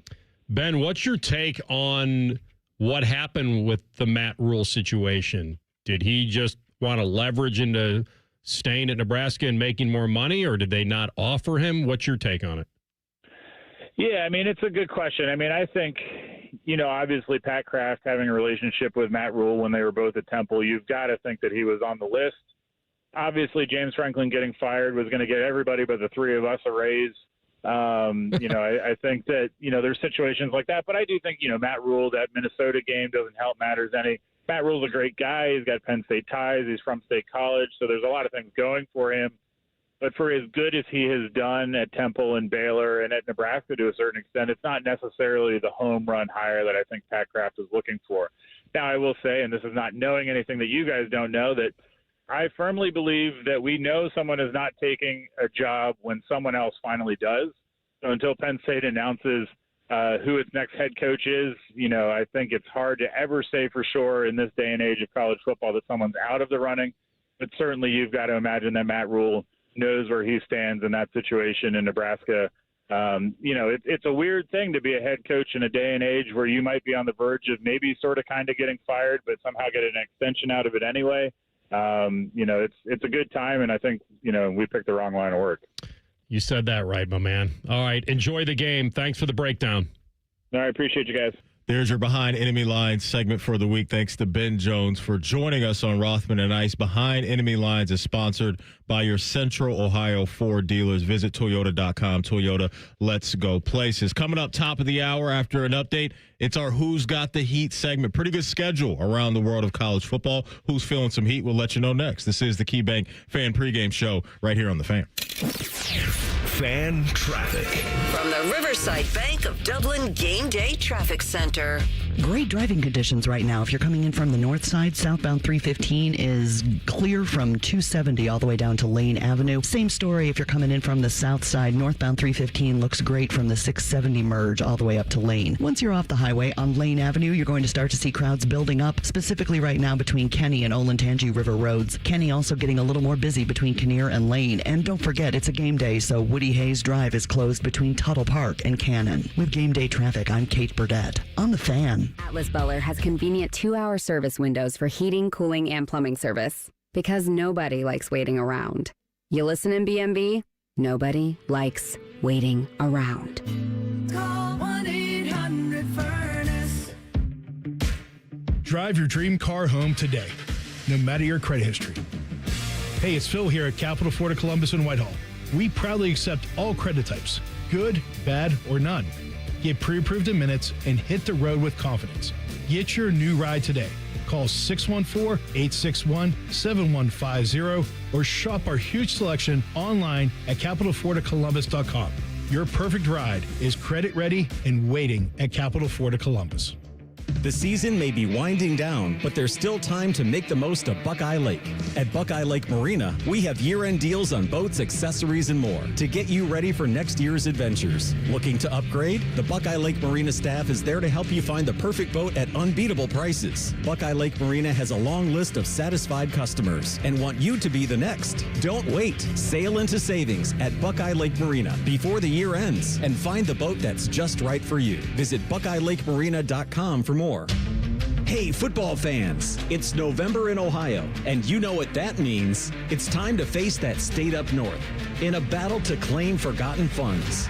Join us in the statewide challenge and visit com.ohio.gov/radio to help support Ohio's takedown of Michigan. The state with the most searches wins. Who knows? Unclaimed funds could help you buy a seat to the big game next year. Claim your money today at com.ohio.gov/radio. Columbus has trusted Atlas Butler for heating and cooling since 1921. They didn't start out doing plumbing because home plumbing wasn't really a thing yet. Yeah, they've been around a while.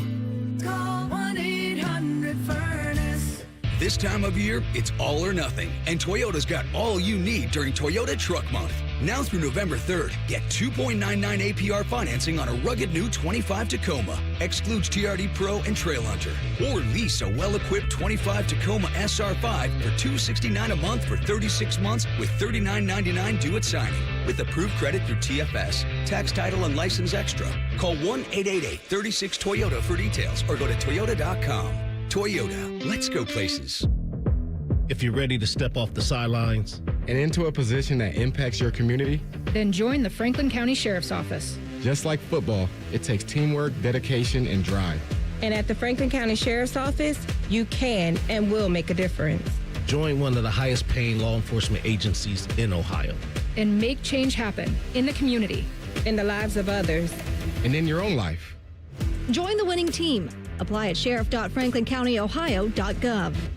When the coach speaks, we listen. Ryan Day's weekly press conference comes your way every Tuesday at noon. Sponsored by the Roofing Guys. For all your roofing, siding, and gutter needs, contact the Roofing Guys at theroofingguys.com. The Fan, Ohio sports destination. Broadcasting from the Lindsay Honda Studios. Honda makes the cars. Lindsay makes the difference. Visit lindsayhonda.com. WBNS-FM, HD1 Columbus. This is the Fan's Game Day Scoreboard. This game day update is sponsored by Mutual Federal. Proudly serving Columbus with personal and business solutions at mutualfederal.com.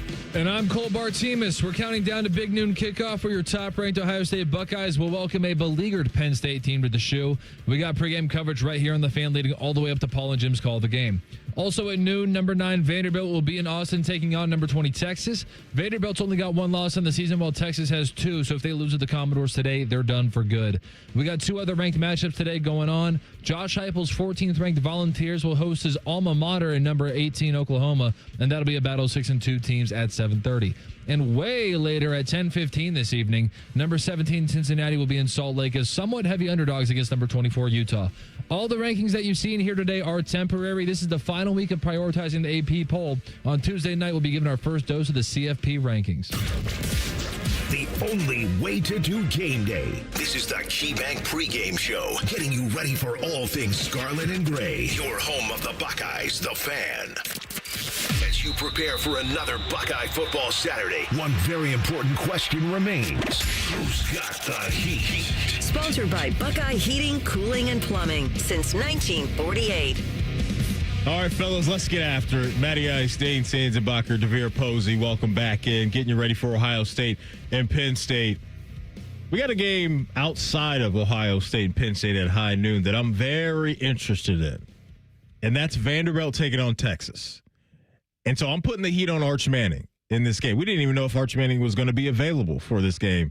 He was dealing with the concussion stuff throughout the week. It does sound and look like he's going to be able to go for the Longhorns. He's coming off a pretty good outing, his last game, and an overtime game against Mississippi State. The stat line looked pretty good, 29 of 46, 346, 3 touchdowns, and an interception. But I think this is one of those opportunities for Arch Manning, and not only Arch, but Texas to kind of say, okay, we're still pretty legit, right? We're still legit. It's been fairly disappointing for them leaving Columbus based off of preseason expectations and what they were supposed to be. But here they are now. They got an opportunity to bounce back and get off the mat, and I'm looking at Arch. So I'm putting some heat on him to showcase his skill set and, hey, let some people know that Texas shouldn't be forgotten about. So I'm going with Texas's QB1, fellas, Arch Manning. I'm putting some heat on him this week. It's a really good one. And that's a story this year. That's a story on multiple levels of, like, we didn't actually know much about Arch Manning. Right. Like, we piled all of it on both of these guys week one, and we've kind of said it, but, like, the general narrative is like this is the next guy, but we didn't know. Like, these are young players, haven't seen like real looks and felt real pressure at the quarterback situation or at the quarterback position. So that's a really good one. Mine is fairly obvious for reasons we we touched on earlier, I'm putting heat on Penn State, and not heat that they have to win this game against Ohio State, but if you have fancied yourself or you see yourself as a top tier, upper echelon Big Ten team, there's not much grace in big losses. Yeah. And you've had a tough year already.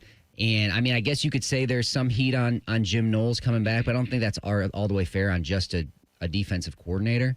So I mean, I think there is heat on this Penn State team to not completely fold, to make this a game, because all those reasons, you have to still show up. You have to still, this is a tough task, but there has to be pressure on that program, even though you've already, said we're going elsewhere next year. I still think there's some heat for this team to perform and show signs of life going into, the rest of the season and really into next year. Yeah. Oh, yeah. That secondary is under pressure, man. Yeah, man, it's just a lot of flashbacks of some of the holes of what we dealt with. So it's some pressure there. I'm going to put some pressure on Carson Beck because I don't know if we'll really get Is he having relationship problems again? No, he's good. He's starting to lock things up, but he did lose to Louisville about a week ago, but he was able to get back on track with that win versus Stanford. But the thing about him is I don't really think we'll see them in the national spotlight much anymore. They don't really have any ranked opponents left, but they do have solid teams that could clip you. And I think there's pressure there for him to finish the season good, because the thing about Carson Beck is the potential is so high, and then you see the stark contrast sometimes, and you just look like, well, what did he see there? And so when you have teams like SMU, who was in the playoffs last year, you got Syracuse, NC State, Virginia Tech, Pittsburgh. Pittsburgh has a good quarterback, and that can be scary at the end of the year if you're not focused. So watching him finish these last 5 weeks strong at number 10 and keeping this Miami team, because they're right on the fringe. One loss, they're out of this playoff picture, and it kind of defeats, him and Cristobal's whole goal of, that NIL deal. So the pressure is on him this week and to finish the season strong, hoping he can do that. The one loss that they had against Louisville was crazy. He just couldn't get out of his own way. At 4 interceptions in that game. It was wild. It was like, what is going on here? And you don't see that from a guy with his potential, but it's like, it's like Kirby Smart saw that probably in practice and is like, hey, we're going to go in this direction. But you also saw how great he can play in certain situations. Right. He's going to be an interesting, I think, case study for the NFL scouts when we talk about the draft time, because there's just the kind of the peaks and the valleys of his game, because the peaks look really good. Yep. They look really good, but the valleys in that Louisville game were obviously ugly. Who's Got the Heat is brought to you by Buckeye Heating, Cooling, and Plumbing since 1948. I want you guys to hear from Brandon Ennis on his quarterback in Julian Sam, because I think now outside of Columbus, the national landscape is starting to recognize Julian, what he's capable of, and his skill set. Because he really hasn't had those sexy, eye-popping box scores week in and week out. There's been a couple of those this season. But to me, this guy is now coming into his own and really rounding into form to be an elite quarterback at this level. Here's Brandon Ennis on the qualities that Julian brings to the team in the field. Accuracy, his awareness. He's very smart. He can throw any ball on the field. His command is way better than what it was. Like, I think the way he's different is he can do things other quarterbacks around the country can't. I say, like, I don't know. I've watched games, but I haven't seen other quarterbacks manage a pocket like he has, stand in there and take a shot and throw a dot over the middle. Like, I haven't seen quarterbacks do that. And who else is throwing 80% of the country? That's my opinion. Did you notice that when you first got here last year? The thing I noticed about him was his accuracy. Like, it was always there. Like, it was always on point. Like, we didn't have to do much to catch the ball. But that was I don't think I've noticed it until he became the starter for real. Like, when I really sat there and watched him. But now I noticed it every day in practice. He mentioned how he handles the stuff within the pocket.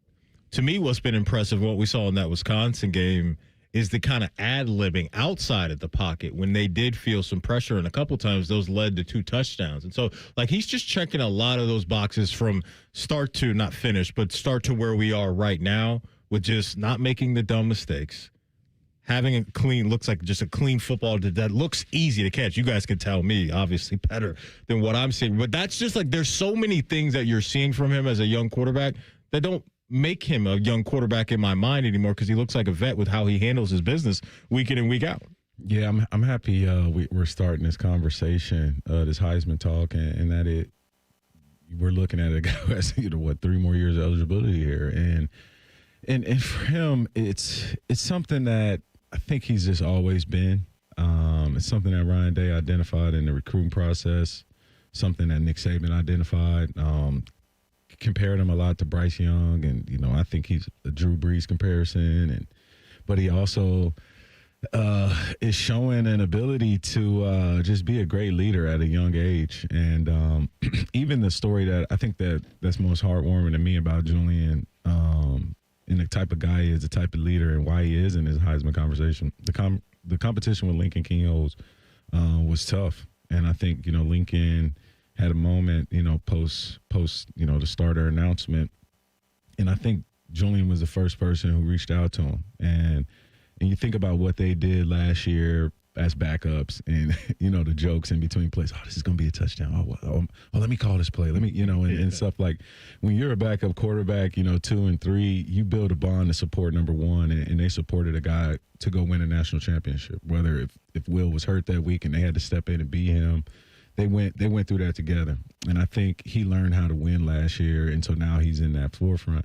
He still needs his guy, and I think just the importance of like him as a teammate there, his accuracy, everything he's done. Seemingly, this guy is walking on water right now. So I'm looking forward to this Heisman conversation, his trip to New York, and just watching it unfold for him because he is a great young man. Real quick, Dane, I have not heard a nickname for him, but I did hear Josh Downs on his podcast with his brother throw out Jay Cool. So I don't know if that's what we're officially rolling with, but it fits his demeanor and how we see him play on Saturdays. It does. It fits the California the Cali guy brand. See, DeVere, you like story, man. I do like story. That's the best part about sports. He's a softie. I'm just listening to him. I'm like, see, this guy. That's what I was talking about. Like, you got to protect that in this college landscape because that matters. We can't just talk X's and O's. DeVere likes the guy because he's like, he reached out to the guy he beat out, and that's good. And it's like, he's sweet, man. I mean, this dude is just playing clean football, man. Like we're 4 straight games with no interceptions and multiple touchdowns. Well, 4 straight. So Julian's only like what 6'1", something like right that. Around there. Yeah. So I'm not that surprised when Maddie, you mentioned like his mobility and to kind of ad lib mobility in the pocket. To me, 2 years ago when we were watching him in spring ball, that was the narrative around him. Like and 6'1's not small, but the narrative was like, oh, here's this young guy. He's a little dude. People came up. I went to one practice with him. He's like your size. He looks like you. And I'm just like, oh, that narrative has been he's got an arm. He can throw it everywhere, and he can move around. So I think like that now, just seeing it on the field, is just more of what at least I was expecting to get.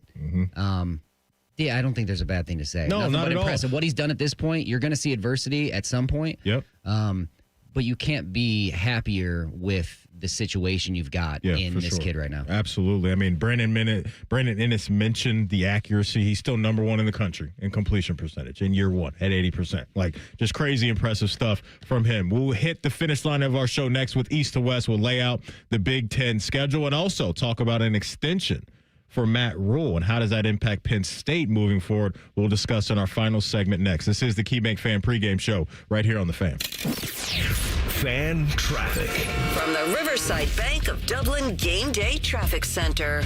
The roadways are moving nicely right now. We are starting to see volumes pick up just a little bit, though. 315 getting a little more busy around the Lane Avenue exits. That's on both the north and the southbound side. Speaking of Lane Avenue, it's starting to pick up volume right now between Kenny Road and High Street. Kenny Road is busy between Ackerman and Lane. And don't forget, Woody Hayes Drive is closed between Tuttle Park and Cannon Drive. With Game Day Traffic, I'm Kate Burdett on The Fan. Hi, Bob Capace from Worthington Jewelers. Coming up, more football talk on The Fan. That's right, Bob. And just like our hometown team, Worthington Jewelers is all about tradition, family, and winning moments. Celebrate your victories with us, your hometown jeweler, Worthington Jewelers. For 48 straight years, Ford F-Series have been the best-selling trucks in America. We got here by engineering breakthrough technology, redefining built Ford tough, and never settling for second best. But what's really made Ford F-Series the #1 selling trucks in America is you. Ford F-Series, built Ford tough. Based on 1977 to 2024 calendar year total sales. What's better than cheering the Buckeyes on to victory? Wearing our exclusive collection of OSU jewelry as you watch. Hi, this is Alex Johnson from the Diamond Seller. We're an officially licensed jeweler of The Ohio State University, and we've created beautiful Buckeye jewelry that will last a lifetime. From Blocko earrings to Diamond Script Ohio necklaces, we've got luxury Buckeye gifts starting at $99. No matter where you're watching, show your Buckeye love at the Diamond Seller, proud sponsor of Ohio State Athletics. They're trained. They're prepared. Let's do it. They're Ohio's undefeated plumbing, drain, heating, and cooling team. And they're here to tackle your problems. For plumbing, drain, heating, and cooling, there's only one team. The Waterworks. Better care, better value, better results.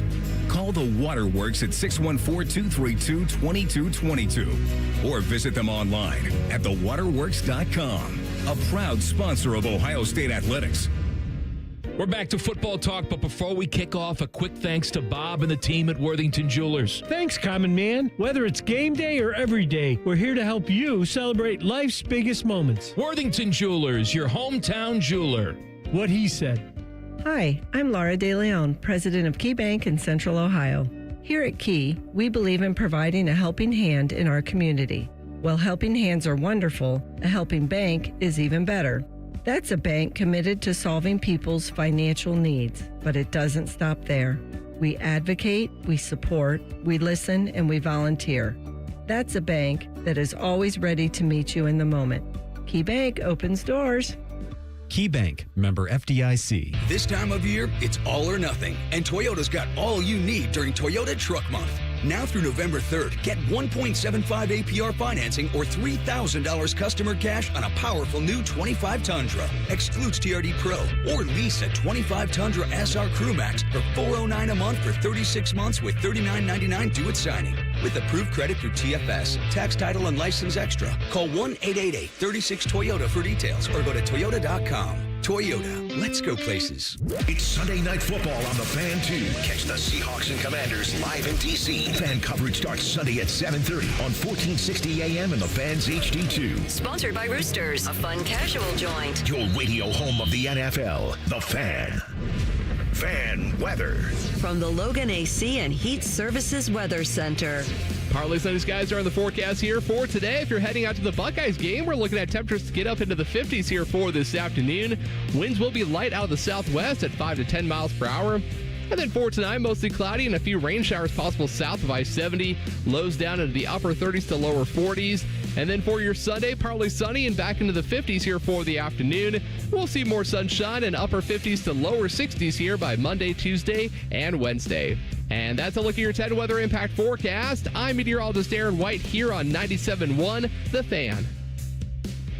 We test marketed naming the show A Guy and His Butlers. Oh, that is very touching. But we thought Bishop and Friends had a better ring to it. Weekday mornings at 9. The Fan. The ultimate way to get ready for another Buckeye victory. You're listening to the KeyBank Pregame Show. Proud to be your flagship home of the Buckeyes. The Fan. It's the Fan's East to West. All right, welcome back into the KeyBank Fan Pregame Show. Matty Ice, DeVere Posey, Dane Sanzenbacher. The schedule for today, as you already know, Ohio State, Penn State kickoff at noon. You will get Rutgers in Illinois also at noon. Indiana, second-ranked Indiana, at Maryland at 3:30. Michigan State takes on Minnesota at 3:30 as well. A couple nightcap games. You'll get Purdue at Michigan at 7 p.m. And then you'll have USC taking on Nebraska at 7:30 on NBC. Speaking of Nebraska, one of the bigger storylines in the conference this week was Matt Rhule signing an extension through 2032. And he was one of the guys that was reportedly in the mix to grab the Penn State head coaching gig. Used to play there. That obviously is not going to happen. Your thoughts now, fellas, on Matt Rhule locking in with the Nebraska Cornhuskers? such a great thing for him and his agent, Jimmy Sexton. We talked about it earlier this week, and it's like a never-ending carousel of buyouts and extensions that he's creating with this coaching tree because he has so many of them, so he knows when he's Why you say that's such a great thing? Well, because it's like if you think about it from the coaches and agents' perspective, Nebraska acted in fear, extended him, and so now Penn State is dealing with a buyout, so it's just like. It's a never-ending cycle. So if they really want to get rid of him, and Matt Rhule has 3 bad seasons, it's another buyout. And then it's another situation where Jimmy Sexton is like, hey, one of my guys might want to go to Nebraska. Beautiful for him. Yeah. Jimmy Sexton's he's eating right now because crazy. Jimmy Sexton is he represents a lot of the head coaches in the SEC as well. And so I think to your point, I won't be surprised if we see some other head coaches use this Penn State gig, maybe the LSU gig, as some leverage to go back to their own programs and say, hey, you want to keep me around? Let's figure out a new deal. If we're calling out the kids for the transfer portal, we got to call out this stuff too, man. So there's that. And so Matt Rhule will be in Lincoln for the foreseeable future, Dane. You got any thoughts on that? How you feeling about it? It's just it's more of the same. We just are where we are with this landscape of paying just money in general in college football, but the coaching carousel probably needs some kind of check the same way people are like, well, this player payment is out of control. Okay. Well, yeah, of course, all of it's out of control because there's not a true, there's no league and guardrails on anything. So I think the coaches part of it is just as much should be. And it's more of a conversation now because you're seeing these absurd buyouts. But, yeah, Nebraska acting just upon what's your reasoning for re-upping the guy? I'm afraid he's going to leave. We haven't talked about Nebraska all year. Yeah. They're 6-2.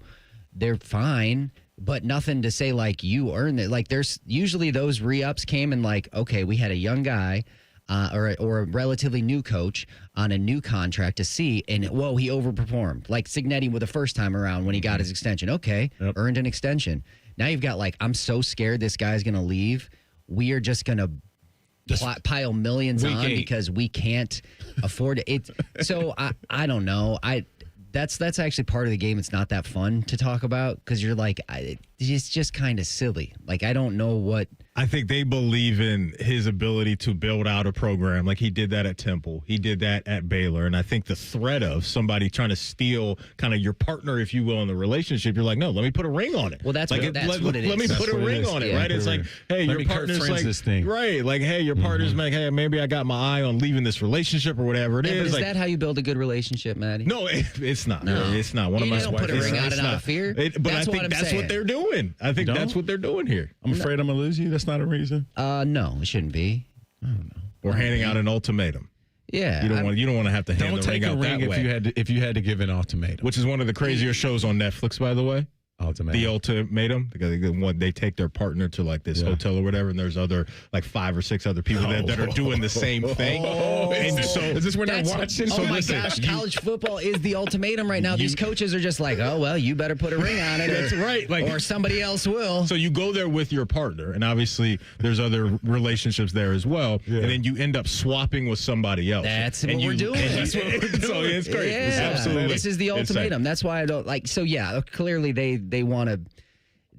They're going to pay him. They're going to extend his contract because they're afraid somebody else is going to try to do it instead of okay, we necessarily have a building a future with you. We see something. And here. that somebody else that was coming to call him wasn't just anybody. This was in Matt Rhule's case an old ex. He played at Penn State. There's some feelings there, right? And so that could come about. So there was kind of the big news coming out of the conference this week. I want to play this quickly before we leave. This is Coach Day talking about Penn State, who you will see their quarterback is Ethan Grunkmeyer, the backup to Drew Aller, local guy from Olentangy. Here's Coach Day on him. He's a very talented young man. Anybody you speak to up in the Olentangy High School or in the area growing up, he's got a great family. He's a great leader and very intelligent, competitive player that has a bright future in the game. And this is just his second start, but you can see the talent on the field. You can see that he's got leadership skills, and he obviously had a great career here while he was in high school, and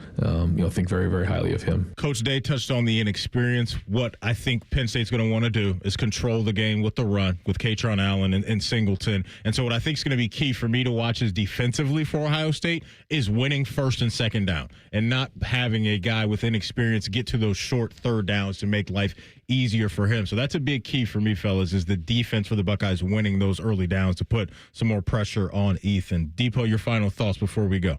Oh, man, just excited to see this Buckeye team. It seems like it's been forever. Wanting to see the number one defense in the country again, just dominate. And then on top of that, man, how can we expose this Jim Knowles defense, and how can we attack it? I think Ryan Day and Brian Hartline probably had some fun times preparing for this game here, and you might see a little bit added aggressiveness. Right, just tapping the gas a little bit more. Maybe go for a 2-point conversion because you can't go for 3. That's okay, all. Dane, what do you got? Final thoughts, man? There was a cool story out there, and I don't know, you probably saw it, that Jake Butt put out. No. Yeah, he did like a dive into the numbers of Ohio State, and it's really interesting to watch in a game like this and moving forward. So Ohio State's averaging 62 plays per game this season. So if they continue on this pace. And we've talked about how Ohio State feels as if like they're just winning, whereas like in Indiana or some of these other programs, like they have to like show up and like show out. So if they continue that pace, by the end of the year, they'll have played 86 fewer plays than Indiana, one full game fewer plays than Texas A&M, 2 full games less than Georgia. This is the offense. Full game less than Ole Miss and a full game less than than Alabama. They got 3 bye weeks built in. Right. So like if you're and it's on brand what they've said. This is a long haul of a season. So it seems like they are calling plays and trying to run this game for the long haul. So they're going to have the freshest team down the line. So that's something interesting to look at going forward. It's really good. It was a really good report to dig into that and see it. That's good stuff. Fellas, great job out of UTLC. Great job on the board. Folks, as always, we appreciate your time. Buckeye coverage continues next with my main man, Anthony Rothman, Dave Biddle, and Tim May. This has been the KeyBank Fan Pregame Show right here on The Fan. Fan traffic. From the Riverside Bank of Dublin Game Day Traffic Center. If you're headed out to tailgate right now, you have a great drive ahead of you. Just a little bit of volume picking up on 315 northbound. You're going to see that between about the King Avenue exit and Lane Avenue. If you're coming in southbound on 315, you'll see volume start to pick up just a little bit at the hospital curve as you head toward Ackerman and Lane. On Lane Avenue, you're going to start to see a lot more brake lights right now between High Street and Kenny Road. And Kenny Road is a little bit busy between Kinnear and Lane. With Game Day Traffic, I'm Kate Burdett on The Fan.